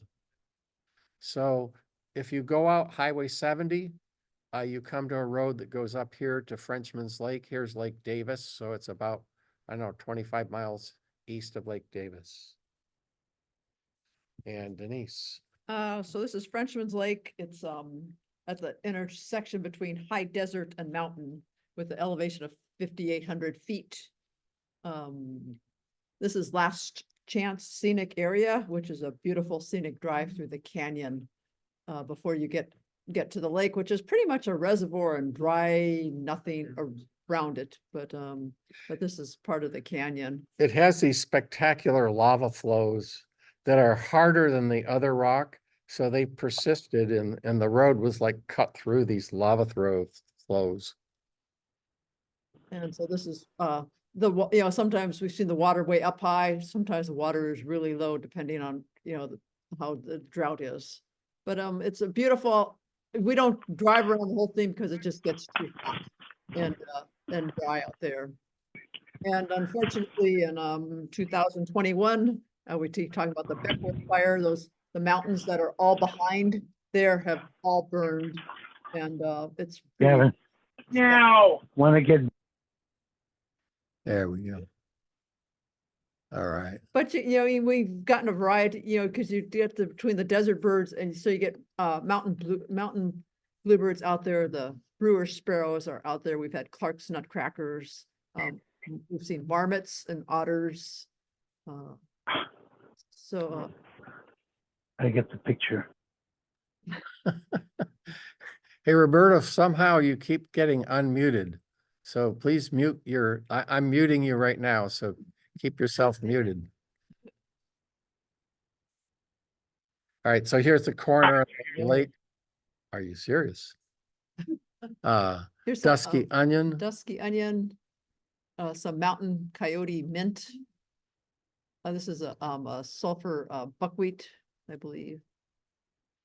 Oh, I love this. There's a curl leaf mountain mahogany, which all those holes there are from, we saw the sapsuckers at the holes. Wow. So everyone knows sapsuckers drill these holes And then they come back a little while later and insects are drawn to the sap of the tree and they eat the insects. They're not actually eating the sap. They're eating the insects that are drawn to the sap. Here's another Red Rock trail that's further north up 395. There's a Red Rock Road and Red Rock Trail. So this is just a little section right into Lassen County, and we always just go up there just because you get, obviously you can see we're up into the junipers and sagebrush, and so you get a whole different selection of birds. And so this road is, it's about a mile long, and then you go into Nevada. But the rocks are pretty impressive just on this one little stretch of road. So So on one side of the road, it's really dry. On the other side, it's kind of got juniper trees. but we find there's rock wrens up there, gray flycatchers, the gnat catchers, ash-sorted flycatchers. This is a gray flycatcher here.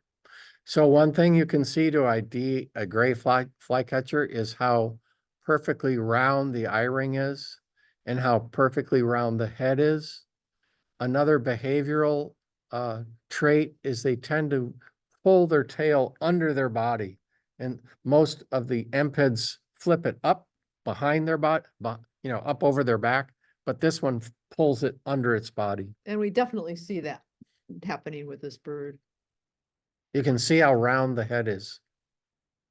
And there's also a juniper titmice up there. And one year we ended up finding a family of long-eared owls sitting right down there by the creek.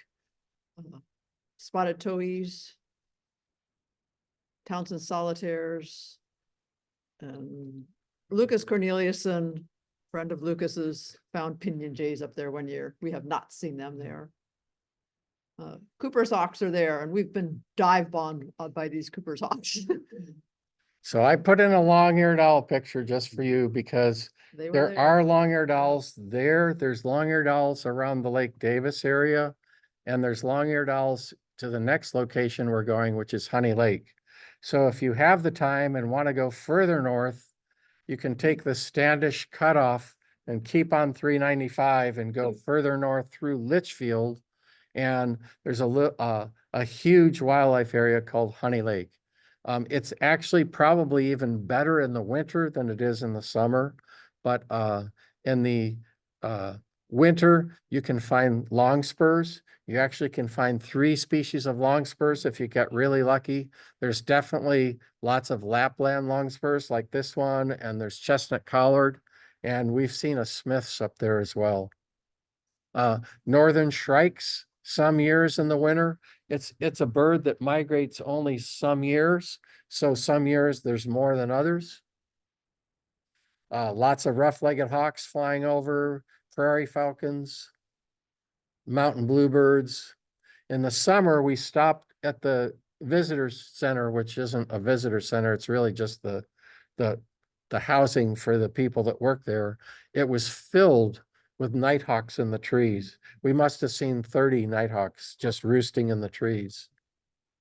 So this is a view out from there. This is the next stop. If you go up through Litchfield and keep on going up 39, you get to Shaffer Peak. This is a view of Shaffer Peak from the distance. And this is our last set of pictures in case you're getting tired. But there's a road that goes all the way to the top of Shaffer Peak. And one of the reasons we take it is at the foot of the road are these beautiful horned larks and brewer's sparrows singing away. As you get up into the canyon, there's rock wrens and there's black-throated sparrows. It's one of the few places in the north where you can find reliably black-throated sparrows. You usually hear them first. They have a very trilly kind of call. But then you usually get pretty good views of them. We've also seen chukars up in there, which have been established, so they've probably been there for 30 or 40 years. And finally, Shaffer Peak is the known place for leks of the greater sage grouse. And this picture was taken across 395 and way in the backcountry we've never seen the sage grouse up Shaffer Peak Road, but that's where the leks tend to be in March and April. And then they spread out over the whole valley. Here's a close-up of a male, and this is our last photo. So it's time for questions and answers. If you've got any questions or any things you want to share before we sign off, we've gone a little bit long, but I hope you enjoyed all the photos that we had and the places we had to look at. Yeah, we'll open the chat now. It looks like there's a few people that have talked. Uh-oh, audible, not audible. I think we've on Northern Shrike. Yeah, yep. So they have a longer bill and the black is really different through the eye, much thinner. Uh-huh. There's a thank you. Oh, where do you spend the night? That is a really good question. Because I'll tell you what, Litchfield has a population of, I think, 15. So you don't stay in Litchfield. For Denise and We stay in Portola. yeah. A lot, and then we make reservations at Bassett Station, which is, they have 3 rooms, and so those you have to make early. We are lucky that we have a family cabin up in Graeagle. It's not it's our in-laws cabin, but we've been able to stay there. And we also you can stay in Susanville, which is sort of up in the Honey Lake and the Litchfield area if you're going to stay overnight. And Susanville is its own incredible place to bird. We found a yellow-throated vireo there last summer, and there were 2 pairs of red-eyed vireos. We had gray catbirds. We had a rose-breasted grosbeak. So Susanville itself has got some really great places to go. Did you go into the Bucks Lake area at all? Say it again. Bucks? Lake. That's a little further, yeah, west. So believe it or not, we've only covered a small part of Sierra and Plumas counties. Plumas County, the #1 birding spot is Lake Almanor. Lake Almanor, because it's a lake and water and forested, has a lot of different birds. The town of Chester there has a lot of birds. Quincy is another area to explore, and we just don't have time to cover it all. But those are great birding spots up there as well. Anyone in the chat, or you can unmute yourself.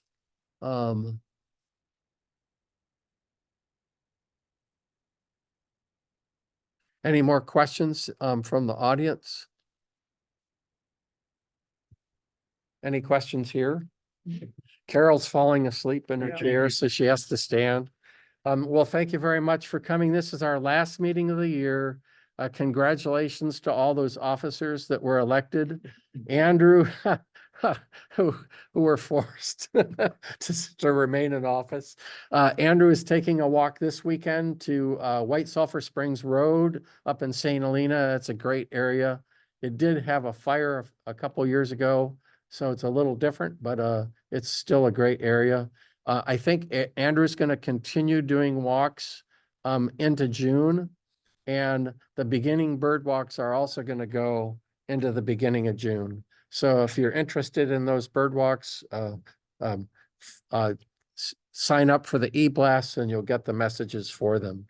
Well, we'd like to thank everyone for a great year. I think this has been a really good year for our group, and we're looking forward to next year too. But get out there and bird.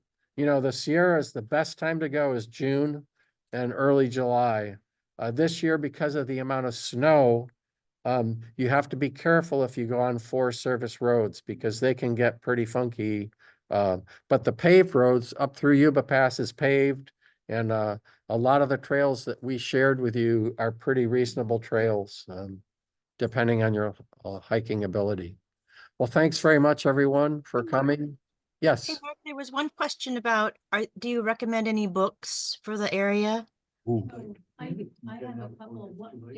David Lucas does a nice one. John Muir Laws does 2 or 3. John Muir Laws has some great, I mean, he's an artist and has great birds of the Sierra. Keith Hansen has written a book on birds of the Sierra. And was there one other person you said? Lucas. David Lucas. In terms of, we've tried to write up directions to these areas that's posted on our website. So if you go to our description, there's a click here button and it'll take you to the description of how to find places. Don't hesitate to give us a holler if you can't find something or have a question either. That's Great. that's a good question about books, and I don't read enough, I think. I prefer to be out there. I let Lucas find the birds. He's my Hey, book. And one last quick question in the photo right now, what are the birds flying over the That would be the The cliff, river. the cliff Yeah. swallows. okay, thank you. Yeah, they're pretty tiny. It is, so you hear the insect buzz out there when you're out there in the evenings Uh-huh. and the swallows are just there to eat them all up. We didn't mention this. Like a lot of years, there's not many mosquitoes, but in years where there's lots of snow in the high alpine meadows, there's mosquitoes. So be prepared for that. Out in the valley, not so many mosquitoes unless you're at dusk or early dawn. But you want to prepare for mosquitoes up there. But generally speaking, you're not overrun with them either, so. Okay, good questions. Any last questions? Well, thanks everyone for coming. We really appreciate your attendance at our meetings. We had a great turnout tonight, over Yeah. 35 or 40 people. So it was great. Oh, and the Zoom. And the Zoom, yeah, most are on Zoom. Come on, you got to get out at night. All right, well, take Yeah. care, everyone. Have a great time, and we'll see you in September, the second Thursday of the month. Yeah. I've spent a couple Okay. summers Oh, there. have you? Where's my